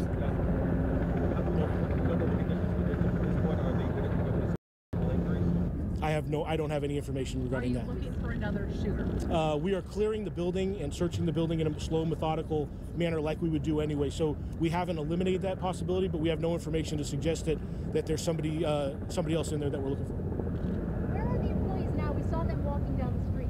Yeah, a lot of employees self-evacuated, as you can imagine. We've identified a group that we want to talk to, and we have staging areas where our detectives are reaching out to them and interviewing them. So we're trying to do as orderly as we can, but a lot of people, pretty hectic scenario. So it's a task. How many people had to be evacuated? With YouTube that are there now, besides the ones that you're identifying in question? No, I believe my understanding is that the building has been evacuated, so they're all outside of that building. Okay, how many people are you talking about here? Several hundred, a few hundred. I'm sorry, a few hundred. It was my understanding. In what floor was she? I don't know. And was her boyfriend there? That's what. Oh, I have no idea. I don't know the circumstances surrounding this. And it was this only at all. one shooter. I don't want to eliminate any possibility. I don't know any of that for sure. Like I said, this is still active. We're still investigating this as I'm speaking to you. So there's a lot of things that I just simply don't know right now. Is it shared that the shots started as a courtyard? Do you know anything? I don't have that information. All right. I will try to get you an update as soon as we can once we know more. But I think that I've given you almost everything that we know at this point. So I appreciate it. Yeah, when we know, I don't want to give you a time because I may not have a lot for you. So when we can identify a time that's appropriate to come back and update you again, we'll do that immediately. We'll probably put that out through our media list and through social media. Sorry, Chief. We understand from one employee that police had to borrow badges in order to access parts of the building. Did you have any trouble getting where you needed to go? I don't have any information regarding that right now. Is there a problem with security at YouTube? We heard there's not even metal detectors on the outside. We're not even at that point yet. We're still trying to address the situation in front of us. Okay, I will get you some more information in a few minutes. Are the victims employees of YouTube? I don't know. They've not been identified. So that's all I have. And again, I'll get back to you as soon as I can. Thank you. Okay, we just heard from San Bruno Police Chief. All right, that was a live news conference by San Bruno Police Chief Ed Barberini, during which time he did confirm a few things for us. And that is they believe the gunman was a woman and that she is now dead of a self-inflicted wound. He did confirm that there were 3 additional shooting victims, and those people are still alive with varying degrees of injury, although those numbers don't quite add up to what we were adding up between San Francisco General and Stanford Trauma Center, where we know victims have been taken. But again, he says the threat is believed to be over, with 1 self-inflicted wound, that being the woman who has passed away. And Kristen, if you read between the lines, it was very interesting to hear what the chief told us there. He basically rolled out in front of us what the scene was for those officers as they arrived. They arrive, 1 victim, gunshot wound outside at the front. They go inside, they start searching. A 2nd gunshot wound, self-inflicted. That's the shooter. It turns out to be a woman. And then they keep on searching it in that same location, though, with that. They had another victim, right? Another gunshot wound. That person apparently is alive, has survived. And then they found 2 victims at an adjacent business. Now, that was the question that I had. What adjacent business was it? We did hear reports earlier that the gun person, that now turns out to be a woman, was shooting from inside the building, shooting outside. So clearly there are still more questions. Hopefully we will have another news conference here coming up shortly. And as you point out, Kristen, that the numbers we're hearing at Stanford and at SF General, 4 to 6 at Stanford, and now we hear the confirmation at SF General that there are 3 people, a male critical who's 36 years old, a female who's in serious condition, 32 years old, female in fair condition is 27. SF General saying that all of those people expected to survive, though. But there are some at Stanford as well, and so we hopefully will find out more about their conditions and how they may be related to this. But yeah, as far as the businesses in that immediate area, right across the street, we do know there is a Molly Stone's Market.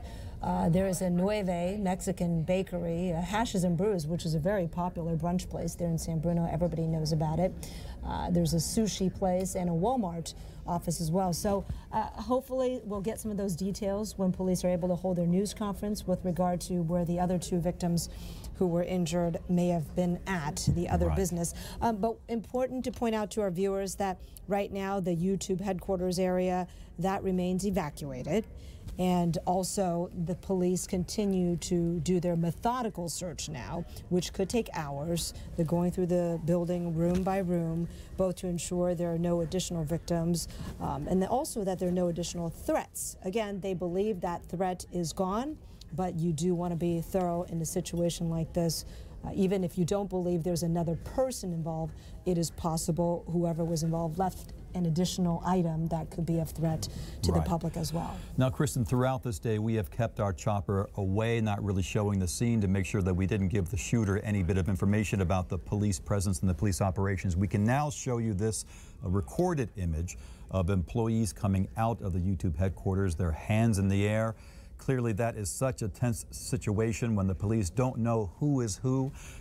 Could these people be involved? They have to make sure they check out every single person. So just imagine what kind of a day that's been there for those YouTube employees today. There you see them coming out, their hands in the air, being greeted by the police. We saw earlier how they were processed. They were really kept in one big crowd, and then they were patted down to make sure they were not carrying weapons, and then they were allowed to go on their way. So clearly a big relief for these employees being able to get out of that building and get out of that building safely. Yeah, you heard one of the employees who was evacuating telling our that he was headed over to another YouTube building, and right across from the main headquarters building there are smaller offices also owned by YouTube, so some of the folks are there. And I just really quickly want to mention too that we are getting this from Stanford Health Care directly. Lisa Kim there says we are treating 4 to 5 patients from the shooting. 4 to 5 patients from the shooting at Stanford. No word on their conditions. And Kristen, I'm just getting more word from my law enforcement sources on this. And again, that this is the same source that has been working with us today back at 124. That source had told me that it wasn't active, that it was a female shooter. That source now confirming that from law enforcement sources close to this investigation that 4 wounded. The woman dead of a self-inflicted wound, and then 4 wounded. So if you count the SF General patients, there were 3 there at that news conference that just recently had. So that would leave 1 more perhaps at Stanford that was wounded. But again, your point being that there were many other numbers that we were hearing up until 8 to 11. So perhaps it's some of those people who may have tripped and fell or had some sort of stress. Absolutely. Let's bring in our engineer, Dick Epstein, who not only had many years of experience covering this type of situation as a photographer, but also is a resident expert on the San Bruno area and certainly where YouTube is located. Hi, well, Dick. Kristen, I can tell you that the YouTube campus is a relatively sprawling and a campus that continues to grow. Basically, what you have, if I could sort of geographically set the area for you, you're looking at the aerials from Sky 7 now. The YouTube main YouTube building is the building with the tannish green grass roof, which is the building that all the police cars are surrounding, which is the building where this incident took place earlier today. Over the last 10 years or so, YouTube has acquired additional buildings along Cherry Avenue there that had been previously occupied by other companies and tenants. So in that immediate area, the YouTube campus consists of 3 buildings. The main building that you just saw, and immediately across the street on Cherry Avenue, 2 other buildings that they had taken over the last 5 or 6, 7 years. That campus also continues to grow now further down Bay Hill Drive towards El Camino, where they're just in the process of launching a newly remodeled building to add to this campus.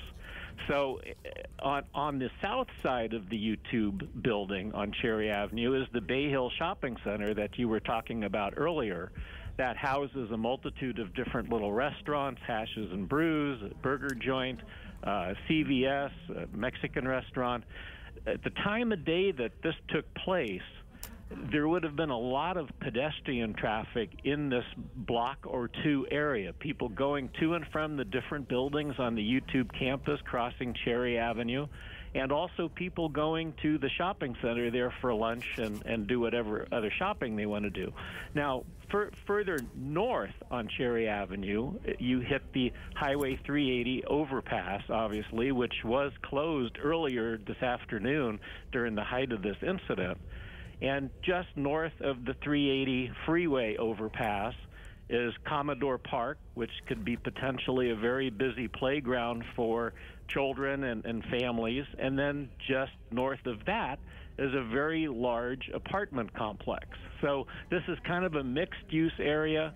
It happened during the time of the day where there'd be a lot of pedestrian traffic. So as far as the first responders are concerned, when they're responding to a report of an active shooter incident, they will get greeted with quite a bit of panic and pandemonium as people are running out of this building, as they encounter possible victims, as the police chief mentioned that they did earlier in his press conference.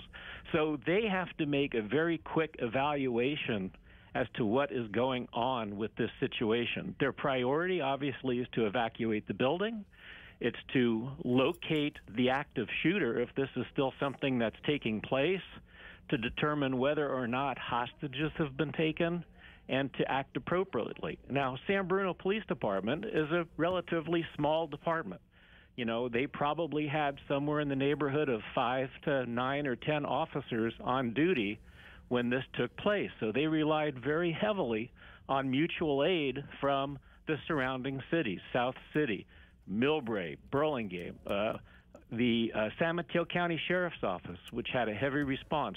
The county sheriff's office sent their tactical entry team, their SWAT team, and they were instrumental in assisting the San Bruno Police Department and other units on scene, doing a very meticulous floor-by-floor search. Dan, you had a question? No, I'm sorry, Dick. But I did want to point out that I appreciate the rundown on how these things typically work. And we did hear it directly from Chief Ed Barberini, the San Bruno PD chief. He talked about how his officers went in, they found that first gunshot wound victim out at the front, and then went upon that task of clearing room to room, the SWAT teams going in, and then they found the second gunshot wound, which was self-inflicted, and it turns out that is the female shooter in this. And then later on, we found out 2 victims at an adjacent business. We're still trying to figure out what that adjacent business is. Now, you've worked with a lot of these emergency personnel in your time here, Dick. Are you hearing something specific about today, as opposed to the background? We appreciate that, but are you hearing something specific about what happened today? From what I heard unfolding on the police radio, this was a textbook response. The first responders did exactly what they were supposed to do. I heard initially that they were having some issues accessing locked rooms in the building. And that is critical because a lot of these corporations over the last few years have engaged in training their employees for active shooter situations. And that training includes a 3-step procedure called run, hide, and fight.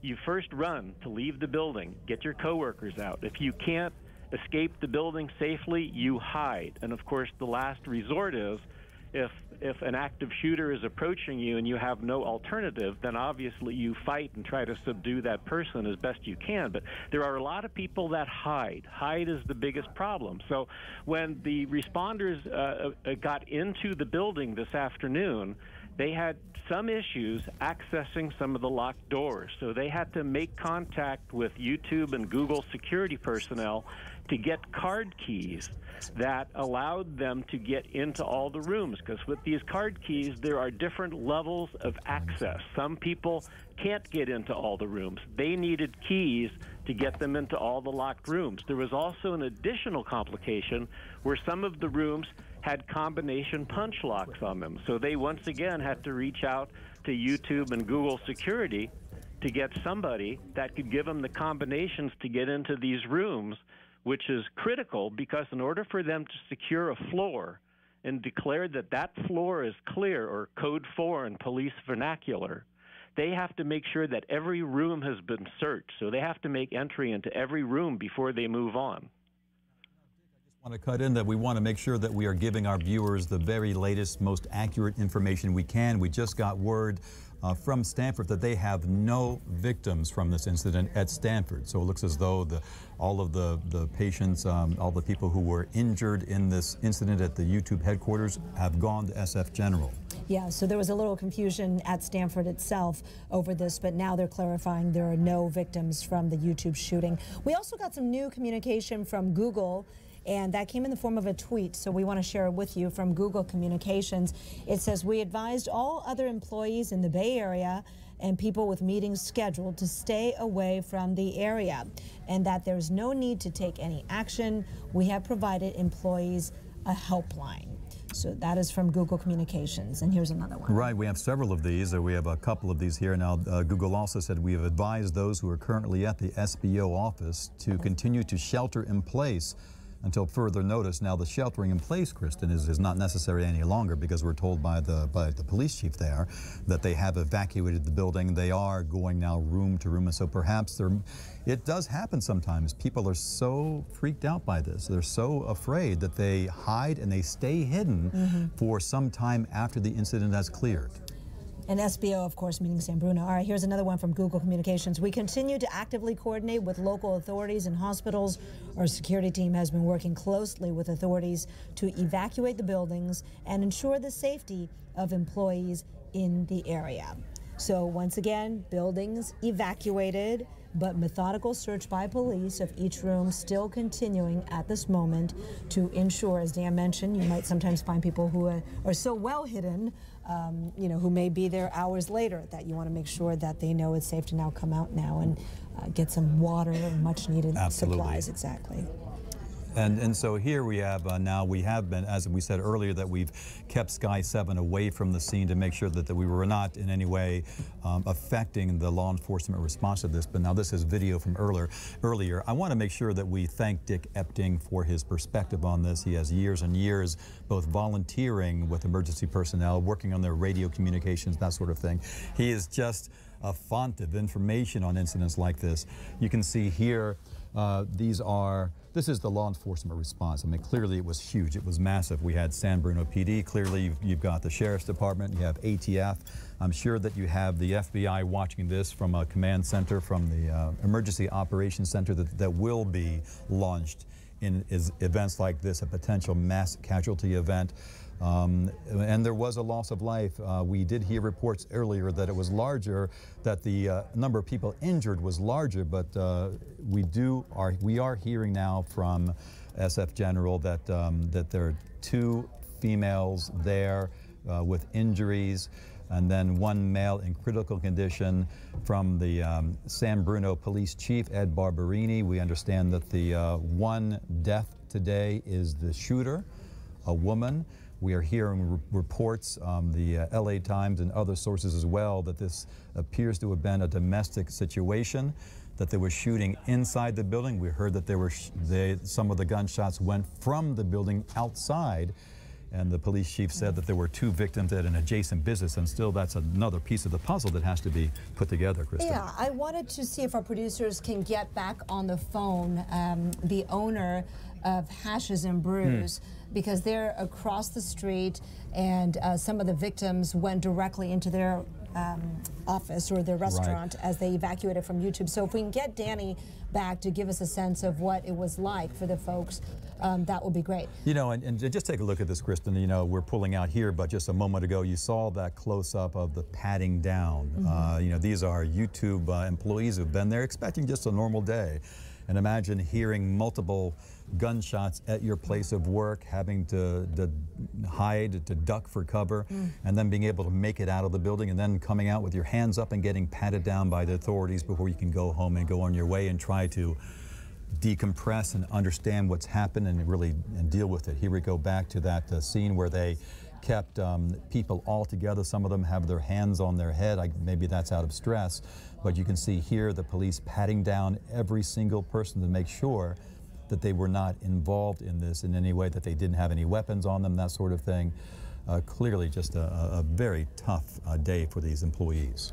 I think it'd be useful to bring Dick Epting back into this conversation as we look at this video of police patting folks down. Each and every person, Dick, who came out of that building was patted down by police. Can you talk about that procedure, the motivation, and why that might be important, even if they believe that the lone person at work here was the woman, the shooter, who ended up shooting herself? Well, Kristen, a lot of the video that you're seeing was probably shot a little earlier as the situation was unfolding, but until the first responders get an accurate handle on, you know, how many suspects are there? Where are the suspects? Did they flee the scene? Are they still in the building? They have to search everybody that comes out of that building because pretty much everybody is treated to a great degree as a suspect until they're cleared. They want to make sure that the suspect isn't standing in line there somewhere trying to get out of the building themselves. You know, there's a possibility that perhaps, and I'm just saying perhaps, the suspect could have been a credentialed employee of the facility. So they could have very easily had gotten in one of these evacuation lines. So it's very important that anybody that leaves the building gets patted down and searched. So not only the building gets cleared, but also the perimeter and the streets are clear of people that are no longer considered suspects. Because, you know, early on, you don't know how many suspects you have. You don't know where the suspects are.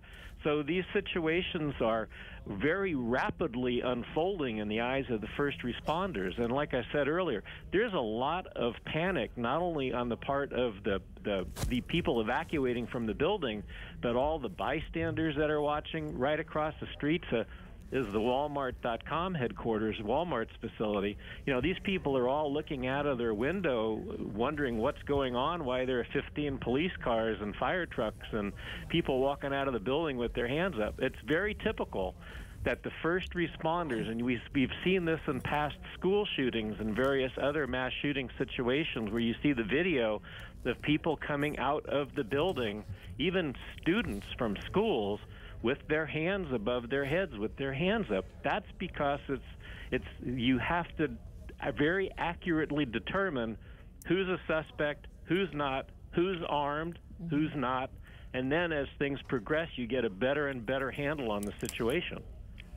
Dick, thanks very much. That's Dick Epting, our engineer here at ABC7, who has a long history of working with emergency personnel. He knows so much about the radio communications, how these things work, how the law enforcement responds. And you know, Kristen, one thing that we often do in the news business at incidents like this, we check out broadcastify.com. And that is an online repository of all the radio traffic in different areas. It's really quite remarkable around the country. You can listen live, but also they keep archives day by day, hour by hour, minute by minute. And we will be combing those very carefully for this event. And the LA Times is now quoting some of the early radio traffic from the dispatchers in San Mateo County before 1 o'clock. We had reports, the chief said it was 12:48 when officers were first on the scene. Now, one of the first calls from San Mateo County Dispatch said shooter. Another party said they spotted someone with a gun. Suspect came from the back patio. Now that correlates with something we heard from one of our witnesses who had an employee who was there on the back patio, on the lunch patio, heard shots, he ducks into a bush.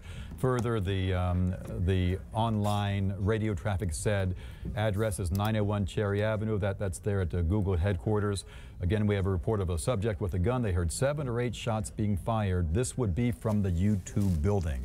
And so that was the first notice we got of this tragedy that really unfolded today at YouTube headquarters in San Bruno. And as we just look one quick moment at this patio where you can see the dining tables and the umbrellas, it is such a beautiful day. No doubt at the lunch hour, all the YouTube employees, many of them were enjoying their lunch outside, enjoying the sun and the camaraderie and the discussions on the patio, which really made it possibly easier for the shooter to have access to people versus on a rainy day if they were perhaps all inside. But that is just something to consider as we look at that scene. All right now we want to share with you some more tweets that were sent by Todd Sherman, who is a product manager at YouTube, this really puts you inside his mindset of going through something like that when it was happening and first breaking. Look what happened as he recounted it, live tweeting. We were sitting in a meeting, and then we heard people running because it was rumbling the floor. First thought was earthquake. A natural thing to think here in the Bay Area, right? But it was all the running, and he followed up with this tweet. After exiting the room, we still didn't know what was going on, but more people were running. Seemed serious and not like a drill. You can imagine, probably. And then as Todd went on, he really gave a very descriptive picture here of what happened. He says, at that point, every new person I saw was a potential shooter. Someone else said that the person shot out the back doors and then shot themselves, which would correlate with what the police told us. 2 victims at an adjacent business. And then Todd added that, and here's the picture. I looked down and saw blood drips on the floor and stairs, peeked around for threats.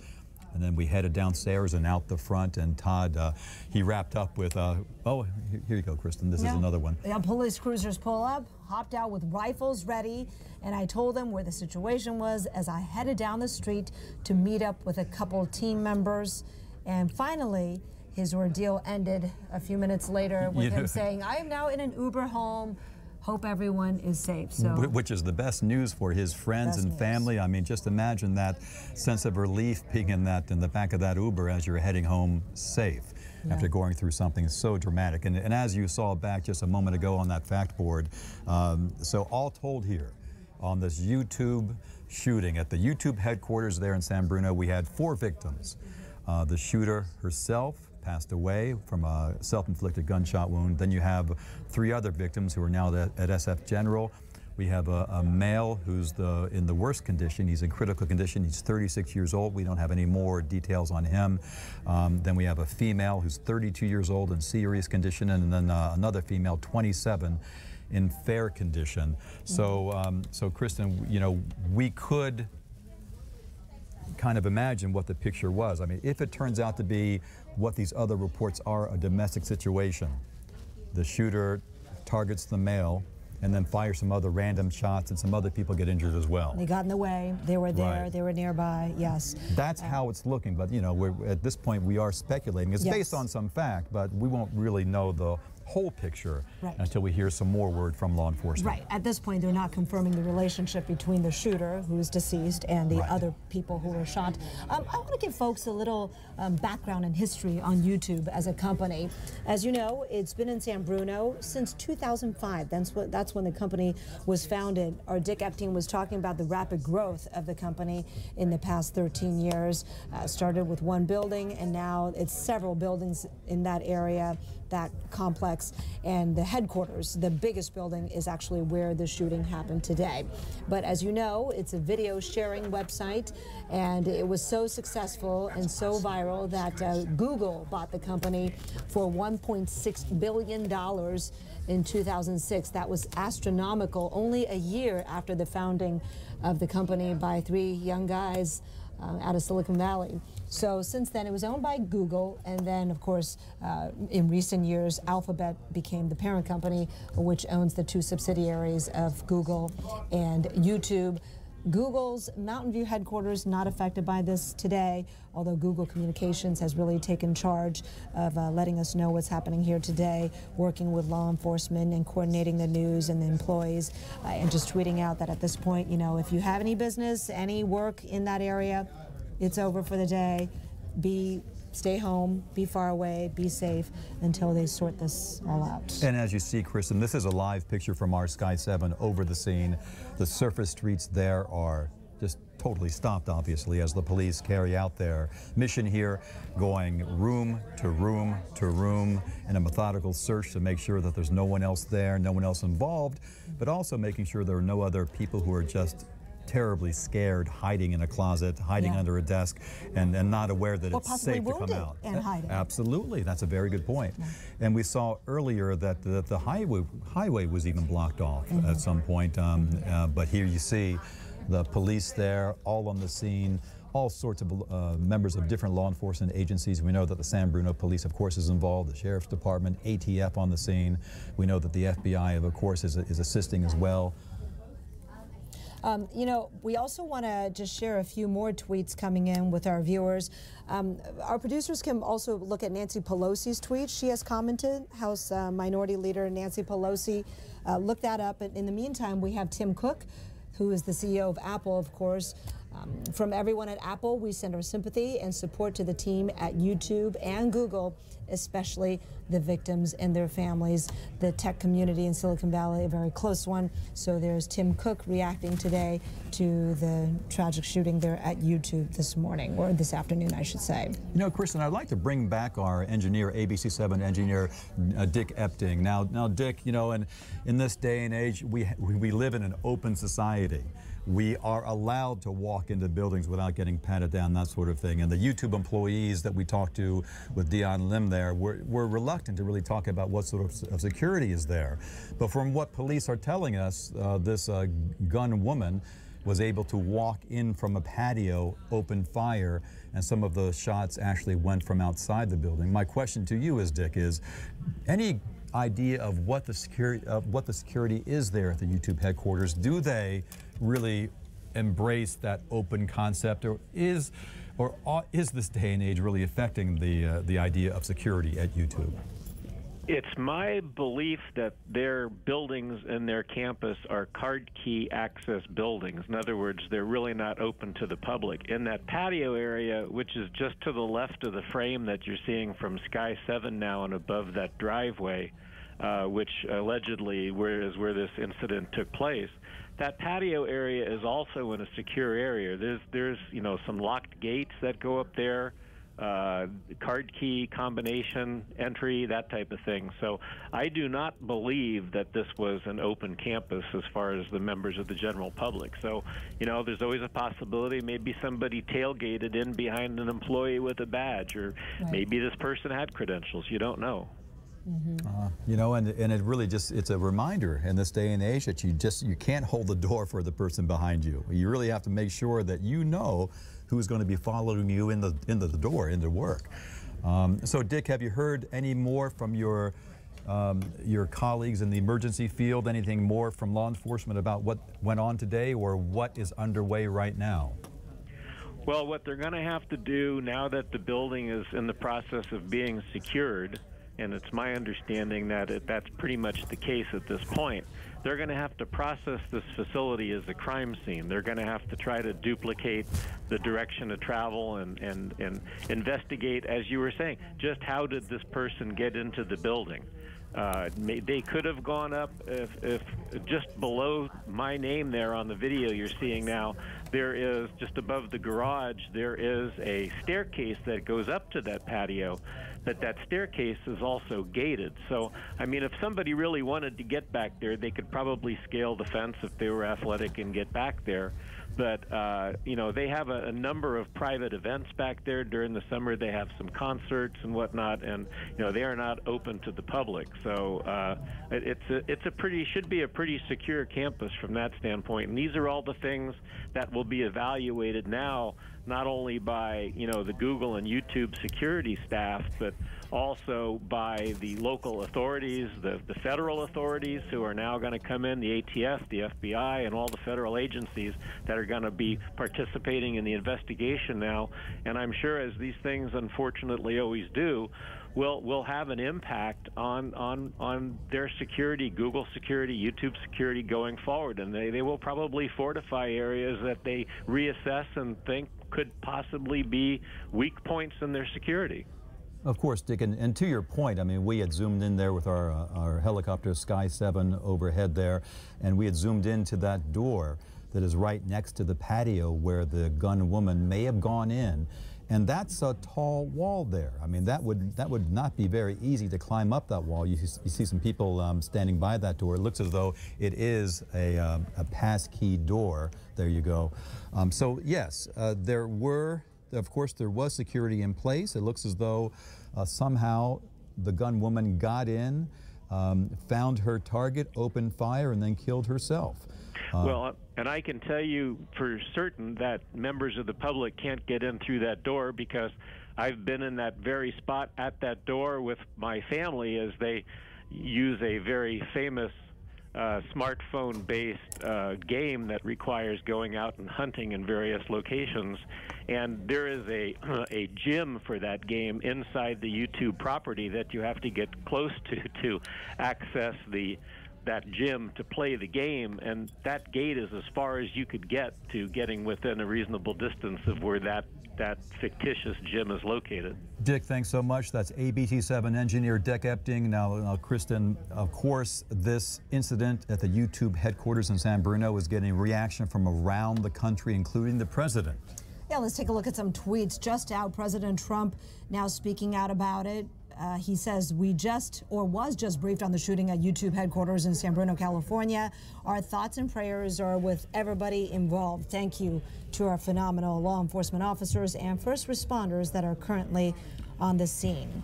And House Minority Leader Nancy Pelosi of San Francisco also tweeted not too long ago. She says, my staff and I are closely following developments from the active shooter situation at YouTube headquarters in San Bruno, California. Thank you to our heroic first responders. Our Bay Area community and all American communities deserve real action to end gun violence. Now, gun violence has been in the news quite a bit lately with student marches and protests. So no doubt this situation with the shooting at the YouTube headquarters in San Bruno today will add more fuel for the fire in the debate over gun violence and what to do about it, which is a hot political button here in the U.S. Absolutely, Kristen. You talk about what might be the motivation to this. You know, we live in very, very dangerous times, obviously, with the threat of terrorism all the time. And it is, in a sense, you can talk about this with the reports we're hearing about this potentially being a domestic situation. This could be a very old motive from years, you know, this is the type of thing that people have done for decades, of course, if this does in fact turn out to be a domestic violence situation. So this perhaps is not a sign of the more pressing times in terms of terrorism, but if it turns out to be that same old problem with domestic violence, it's a horrible thing, but you're right. It'll totally bring up more discussion about gun rights, yep, about restricting access to weapons, about background checks and the rest. Right now we want to show you an article we found that gives you a glimpse inside the San Bruno headquarters of YouTube. This is from an SF Gate article from a few years back, but you can see how gorgeous it is. There are a lot of perks for employees, and the facility offers a full-length swimming pool, an Olympic-sized pool there for the employees to work out in. I should just say full-length lap pool. We don't know if it's an Olympic-sized pool, but they also have a putting green. You can see as we scroll down, that picture you see right there is actually a bar where folks can, actually, you know what it is? It says flat screens on the wall, which plays YouTube trend playlists so employees can stay up to date with what's happening on their site, a way for them to stay connected with their work. But you can see it is state-of-the-art. Real state-of-the-art, real modern in design. There are communal workspaces that encourage collaboration, a real communal work style, and couches that encourage comfortable discussions. And it just has that laid-back mentality that so many of these Silicon Valley companies do. But the openness, the flip side of that, does make it possibly more of a target when you do have the outdoor patio seating and the real openness that these buildings are designed to generate. You know, and I see those pictures, Kristen, and I can't help but wonder, how will the employees see those same offices tomorrow? Will they see that patio in a different light, given what's happened there? And just a scene setter for our viewers here as we go up to 3:17 here in the afternoon. We are expecting another news conference from SF General. We heard earlier from Brent Andrew, a spokesman from SF General, talking about the 3 patients that he has there at SF General, the male who's 36, critical condition, the female who's 32 and serious, and the other female who is 27 in fair condition. And the one fatality in this, apparently, according to police, is a shooter. We do not know her identity at this point, but she was found in a room inside YouTube headquarters with a self-inflicted gunshot wound. And one of her victims was laying there as well. You know, we could really just assess that it's probably that male that's at SF General right now in critical condition. We will hear more coming up at that news conference at 3:30. And so once again, this started at around 12:48 this afternoon. Yeah. The first reports, the police on the scene rushing to reports of an active shooter, and here we are. 2.5 hours ago, yeah. You know what's interesting, Dan, is if in fact it does turn out to be domestic violence, right.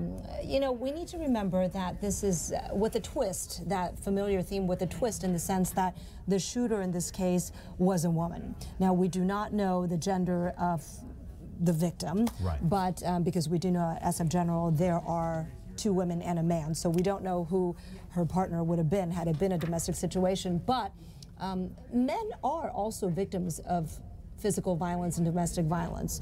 It is more common that it's women.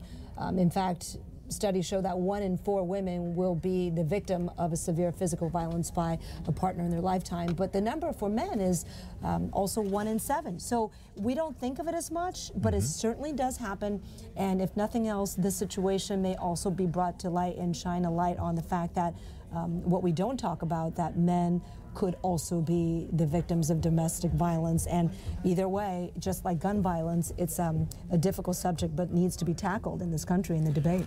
And we are still kind of sorting out where victims went and when. We heard earlier that there are no patients now at Stanford, but I see that the LA Times has just updated their reporting to say that, quoting Lisa Kim, the spokeswoman for Stanford Medical Center, saying that they expect at least 4 patients from the shooting to be admitted. Well, that's who we quoted earlier as well. Got you, so okay. we expect they probably got the same older information from Lisa. So there was internal and then we got the new information. Gotcha. There was confusion on Stanford's end as well.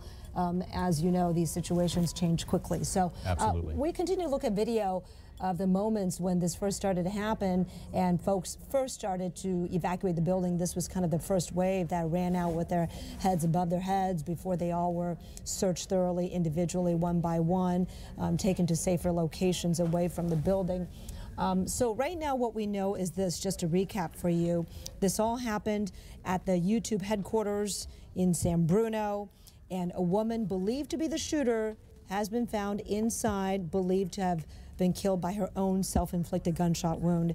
4 others total with gunshot wounds have been transported to hospitals, and we do understand that at SF General anyway, there is 1 man in critical and 2 women with lesser injuries, 1 in fair condition and 1 in serious condition. Right, and you know, and as we piece this together and as we try to keep a tally of what's going on, it seems as though there were 4 victims total in this, and so the shooter herself is considered a victim in this, even though her injury was self-inflicted. So you have the 1 fatality, the gun woman who apparently killed herself after firing on her target, and then apparently firing some other shots which hit other people. And we're being told by that police chief, Ed Barberini of San Bruno PD, saying that there were 2 victims at adjacent businesses. So many questions. So my question there to that point is, were those people at adjacent businesses hit by gunfire that emanated from the YouTube headquarters, or did the shooter fire on the way into YouTube at this adjacent business? So clearly there are other questions that we need to work out here. Hopefully sometime soon. We are expecting the news conference from SF General at 3:30. Hopefully we'll hear something soon from Ed Barberini, the police chief at San Bruno PD, or maybe even from the Sheriff's Department or the ATF. We don't know at this point what sort of weapon was used, Kristen, right? We do not know. There's no specific word on the type of firearm used. We just know that it was a firearm and that the woman died from the self-inflicted gunshot wound from her firearm. It is interesting. We were talking about the card key entry at such a building.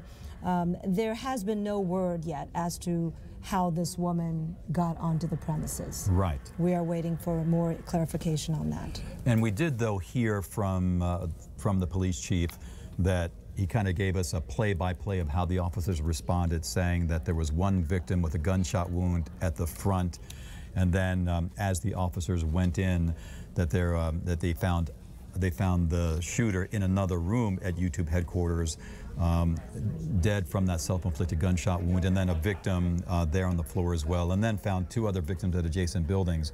So, and we heard that The gunwoman started at the patio, went inside of YouTube headquarters. So we're getting kind of a hazy picture at this point of what happened. And as the day wears on with some of these new news conferences from both the hospital and from law enforcement, we should get a clearer picture. That's the patio there that you can see that we believe was where this all started. It finished inside the building. And of course, you saw so many pictures of the dozens upon dozens of YouTube employees who were escorted out, hands up, patted down, processed to make sure that they were not part of this, that they were not involved in any way. They were patted down, checked for weapons. And now, as you can see, this is a live picture from Sky 7. Officers are just giving everything else a once-over. One more time, checking to make sure that there's no one left behind. Sometimes in these scenes, you see people who are just so terrified of what happened, and rightly so. After hearing that gunfire at your own place of business, and now they are going through a room-by-room check just to make sure that the scene is totally clear. They will process this as a crime scene and piece together the evidence about what actually happened. We got a lot of great information from that news conference that San Bruno Police Chief Ed Barberini held not too long ago. So for our viewers who are just joining us now and learning about the YouTube shooting, let's go ahead and replay that news conference back for you. Hi, my name is Ed Barberini. I am the police chief with the San Bruno Police Department. And what I'd like to do is just give you a quick briefing and a timeline of what we know now and where we're at this point. So if you'll bear with me, information is coming in. It's obviously a very fluid situation, and we're doing the best we can to keep everybody up to date. So at 12:46 p.m. this afternoon, San Bruno Police Department received numerous 911 calls regarding gunshots at the YouTube campus located on Cherry Avenue in our city. San Bruno Police arrived on scene at 12:48 and immediately began a search for a possible shooter or suspect. Upon arrival, officers encountered numerous employees fleeing from the building. It was very chaotic, as you can imagine. We did encounter one victim with an apparent gunshot wound towards the front of the business as we arrived. Several minutes later, while conducting a search of the premises, officers located a second individual with a gunshot wound that appears to may have been self-inflicted. We are still working on confirming that. Two additional victims were located several minutes later at an adjacent business. The extent of all of the injuries of our victims are unknown right now. They were all transported for emergency medical care, but they are all unknown. So if I missed that, we have 4 victims who have all been transported for gunshot-related injuries, and we have one subject who's deceased inside the building with a self-inflicted wound that at this time we believe to be the shooter, but we're still following up on that. Multiple law enforcement agencies have responded to assist. We're very grateful for everyone's help and assistance. We could not have responded and accomplished this without everybody's help. This is an active event and an active investigation, and numerous law enforcement personnel from numerous different local agencies are still conducting a search of the business just to make sure that that it is clear. We conducted a quick, immediate search of the premises when the first officers arrived as pursuant to our active shooter protocol, and after that search was concluded, now we're going through with a methodical, slow search just to make sure that we cover all the bases. That's all I have for you at this time. We hope to have something a little later. I cannot give you, I cannot give you the time of the next press update, but we'll put that out as soon as we have that information. I'm sorry? I'm hearing from YouTube employees that there were 2 shooters, a man and a woman. No, I cannot confirm that. I sure will. Yeah, I was just talking. I wasn't talking yet. So everyone here? Yep. Okay, good. This is the SF General. So I want to give you... Oh, thank you. Thank you very much. Thank you. Thank you, Doctor. I want to give you the conditions of the patients we've received from the incident at YouTube headquarters in San Bruno. We've received a total of 3 patients, and we do not expect additional patients from this incident. We have 2 females and 1 male. The females are ages 32. That patient is in serious condition. We have a 27-year-old female in fair condition. And we have a 36-year-old male who is in critical condition. As I said, we do not expect additional patients from this incident. I will give you further updates tonight if there are significant updates to be given. If not, I will give you a full update tomorrow morning.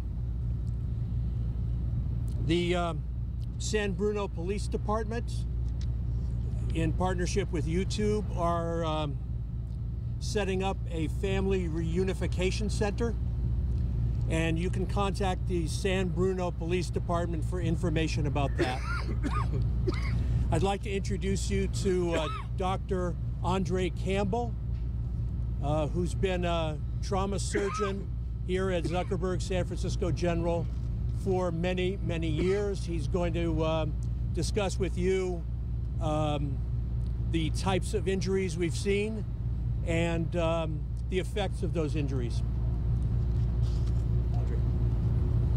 Good afternoon. My name is Dr. Andre Campbell. I'm a trauma surgeon here at the Zuckerberg San Francisco General Hospital. Once again, we are confronted with the specter of mass casualty situation here in the city and county of San Francisco, where we've now had 3 victims who have come in that we've taken care of. This is unfortunate, and it continues. You think that after we've seen Las Vegas, Parkland, the Pulse nightclub shooting, that we would see an end to this, but we have not. But I'll just say a couple things. First of all, San Francisco General Hospital, Zuckerberg San Francisco General Hospital, is the only level 1 trauma center in San Francisco. But it means that we receive all the victims who get injured, and these victims came from just south of San Francisco, which is part of our catchment area.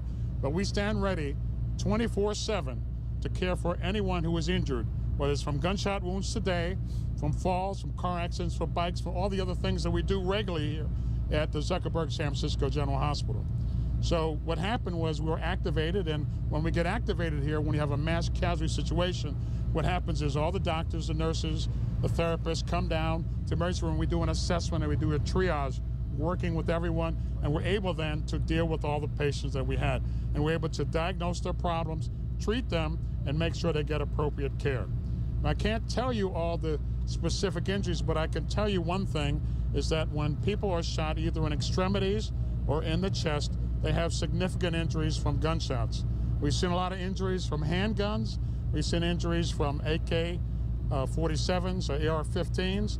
These are not those today as far as we know, right? But what happens is that when they get shot, it creates a major crisis. What happens is we then have to be activated and care for them. The trauma system starts with the care that the patients receive in the field from our dedicated paramedics. They bring the patients to us after the police have secured the scene, which they did. Once they come in, then we do an assessment working with the trauma surgeons, the ED physicians, the nurses, and the anesthesiologists. We all get together. We do what is right for the patients. So we basically go through things from top to bottom, making sure we diagnose their injuries, and we take care of them. And that's what we do here at the Zuckerberg San Francisco General Hospital, the only trauma center in San Francisco. So I'll just tell you that that's what we do. That is what has happened, and I'll begin to answer the questions that you have. But can you tell once again, hold on. Once again, this is a terrible day in the United States when once again we have a multiple casualty situation that has confronted us here at the Zuckerberg San Francisco General Hospital. Can you confirm that these are gunshot victims? Yes. Yeah, and they're gunshot victims. And what kind of, do you have any indication of what kind of gunshots? I don't have indication for that. And can you tell us the nature of the wounds? No, I can't tell you the details of each of the wounds. I could just tell you what he told you about the injuries they had. You have ruled out automatic, semi-automatic weapons. I have not ruled out anything because I have to ask the people at the scene. Okay, I thought you said there was no AK-47 or. Well, that you could tell me that. I don't know that. Doctor, what does critical mean? Critical means that the chance that they could die. Can you specify what critical and serious condition actually determines? So usually stable means that they have minor injuries, right? Critical means that they've had more life-threatening injuries, either truncal injuries or extremity injuries. Truncal means the chest and abdomen in this area here or the head, right? So that means that they've had some kind of penetrating injury there, and then it sort of goes. So then critical means that they've had injuries where they've sustained a blood loss related to some of the injuries that they've had. So critical, can you talk It's really for you guys we do that, right? So can you tell us? For us, everybody gets shot is critical, You right? can't tell us where the gunshot went? No, I can't. That would be violate HIPAA. Would you want me to do that? Absolutely not. Wouldn't want me to do that, right? No, absolutely You have not. to behave today, right? Are these patients stable? Can you talk into the mic when you're talking? No. He told you what the conditions are of the patients. Dr. Campbell, why Yes. do you think that there's not going to be a significant change between now and this evening or perhaps tomorrow? Say again, why is what? Why do you think there is not going to be a significant change in their condition between now and later tonight? Brett said maybe if there is a change, we'll come back and update you. We're not necessarily confident there will be. Why is that? So I'll tell you that trauma patients are very active. Now, when things change, they change from moment to moment. So right now, we've stabilized the condition. We put the patient in the appropriate place, but they can start to bleed. And they start to bleed, then we have to operate on them. We have to do other things to do them. And that's basically our best guess right now. But it can change at any moment. That's why we put people where they need to be so they can be monitored. Dr. Campbell, are there families by their side? Say again? Surgery? No. No surgery? No surgery. Even the critical patients? They have not in surgery yet. Are there families by their side? I don't know that. Are they going to surgery, sir? No.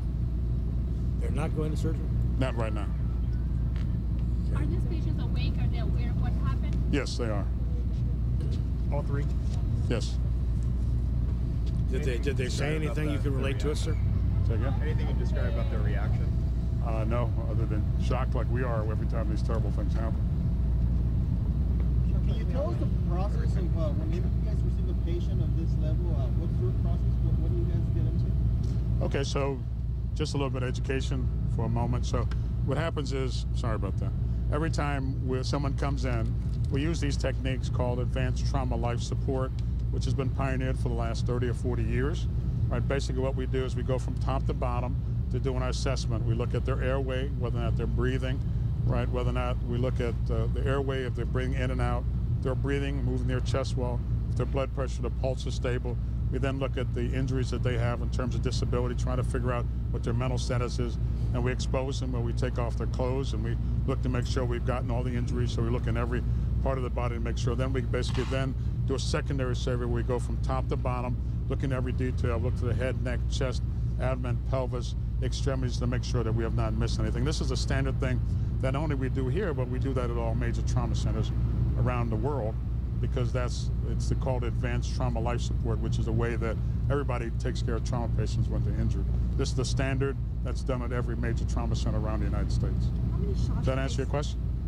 How many shots did they sustain, Dr. King? How many what? Shots. Do you know? I don't know. I don't know that number. I don't know the number. Just want to confirm again to you, they have not been in surgery? They have not been in surgery. And can you specify or tell us why they have not been in surgery, or is that too much information you can give us? That's too much information. Okay. You guys always want to do that. Like, Yeah, we do. We get as why much do you got as to we do can. that? You just like ask the same question. You're almost like lawyers. The ethnicity of the patients? No, I can't. Based on the bullet wounds, do you have any idea what sort of firearm was used in this? No, I don't. And you said it was not an AK-47. We don't think so.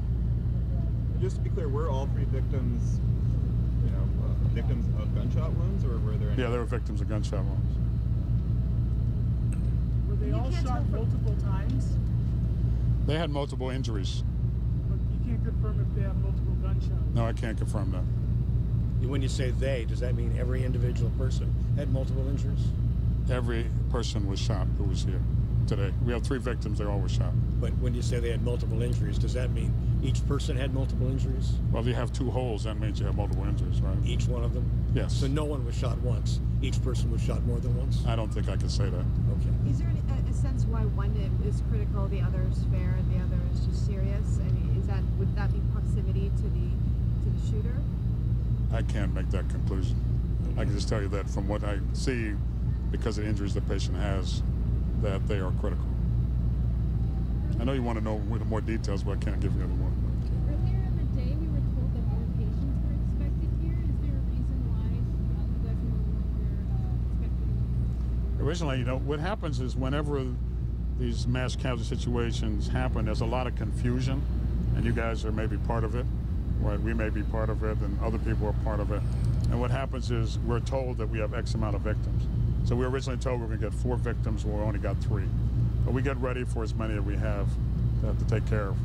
That's kind of what we do. We get ready for everyone else. We mobilize all the teams that need to be done to make sure we're ready to take care of any patient who's injured. And that's what any trauma center does when we get a call that we have a mass casualty incident, so more than one patient coming in. But the reality is that last week we had a mass casualty situation here. The week before we had another. I didn't see all these cameras out here today. Those last week when I was here, right? I didn't see that, right? So that's the problem, right? You know, when something like this happens, which is terribly unfortunate, then you guys come out. But the reality is we have to deal with this all the time. We have to deal with the families, the injuries. We have to deal with this constantly. And it's quite unfortunate, right? Because everybody gets hurt. It's important that we make sure we take care of them. We do the best we can for everyone every day. Speaking of families, sir, are the families of the victims here? I don't know that. Is the emergency area still under lockdown? Do you know that part? It is. It's still under lockdown. How long will it remain that way? Not long. Do you expect that to change within the hour? We'll let you know. Yeah. Well, I'll let you know. I honestly, I can't speculate about that. So maybe one or two more questions. Yes. Is it possible that any of the three patients might be going into surgery anytime soon today? I can't speculate on that, but I could say that if they need it, we'll do it. Right now, we don't have to do it. Right now, we don't have to do it. Doctor, when you say this happens all the time, you don't usually see us out here. Are you referring to gun violence happens all the time? Now I'm talking about you, the press. Right. Gun violence happens every day throughout the United States. Happens here in San Francisco, happens in the Bay Area, happens all over the country. Right, but I don't see you guys out here because I'd like to make sure that people know that we got a serious problem that we need to address. You know, I don't have all the answers, but I could say that we need, at least we're having a discussion about it nationally, I think, which is a good thing. But this is a real problem. What's it like dealing with this every day? It's hard. Okay. But we got to go. Let's stop there. Again, if there are significant changes tonight, I will outreach to the media and let you know about the changes. Otherwise, you can expect to hear from me tomorrow morning when I will give you a complete detail of our status tomorrow morning. These victims expected to stay overnight, all three? I can't speculate on that. Okay? Doctor? Yes. Yeah. Expecting your experience that these patients will all be here overnight? I can't answer that either. Yeah. But I want to thank you all for coming and thank you for answering questions, and I hope we're able to help you. I know there's some things that we couldn't answer satisfactorily for you, but we did as best we could. Thank you for your time. So you see there, that's Dr. Andre Campbell, a trauma surgeon at SF General. You know, you'll have to excuse his humor at a time like this. I mean, clearly it's very sensitive, but this is a guy who sees incidents every single day. He's dealing with trauma at SF General all the time, and it's interesting that throughout this news conference between him and Brent Andrews, they confirmed that they are treating 3 victims, all with gunshot wounds. They did confirm, some with multiple injuries. A 32-year-old female in serious condition with gunshot wounds, a 27-year-old female in fair condition with gunshot wounds, and a 36-year-old male in a critical condition. Now, one very telling thing, it was kind of a slip of the tongue, but Dr. Campbell said at one point, it doesn't appear to be an AK-47 or an AR-15. So it appears from what he said, or at least what he knows at this point, that these were not wounds inflicted by a semi-automatic rifle.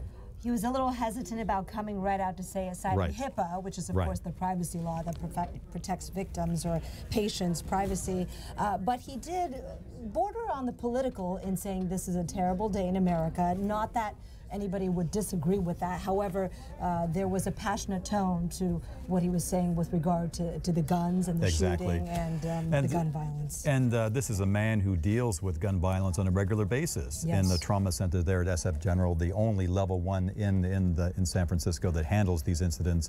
You know, when you talk about the politics, Kristen, I mean, we have received a statement from Senator Dianne Feinstein on the shooting at YouTube headquarters this afternoon. Yes, in fact, what she said is, my stomach sinks with every active shooter alert, and my thoughts and prayers are with the victims and families of today's shooting at YouTube headquarters.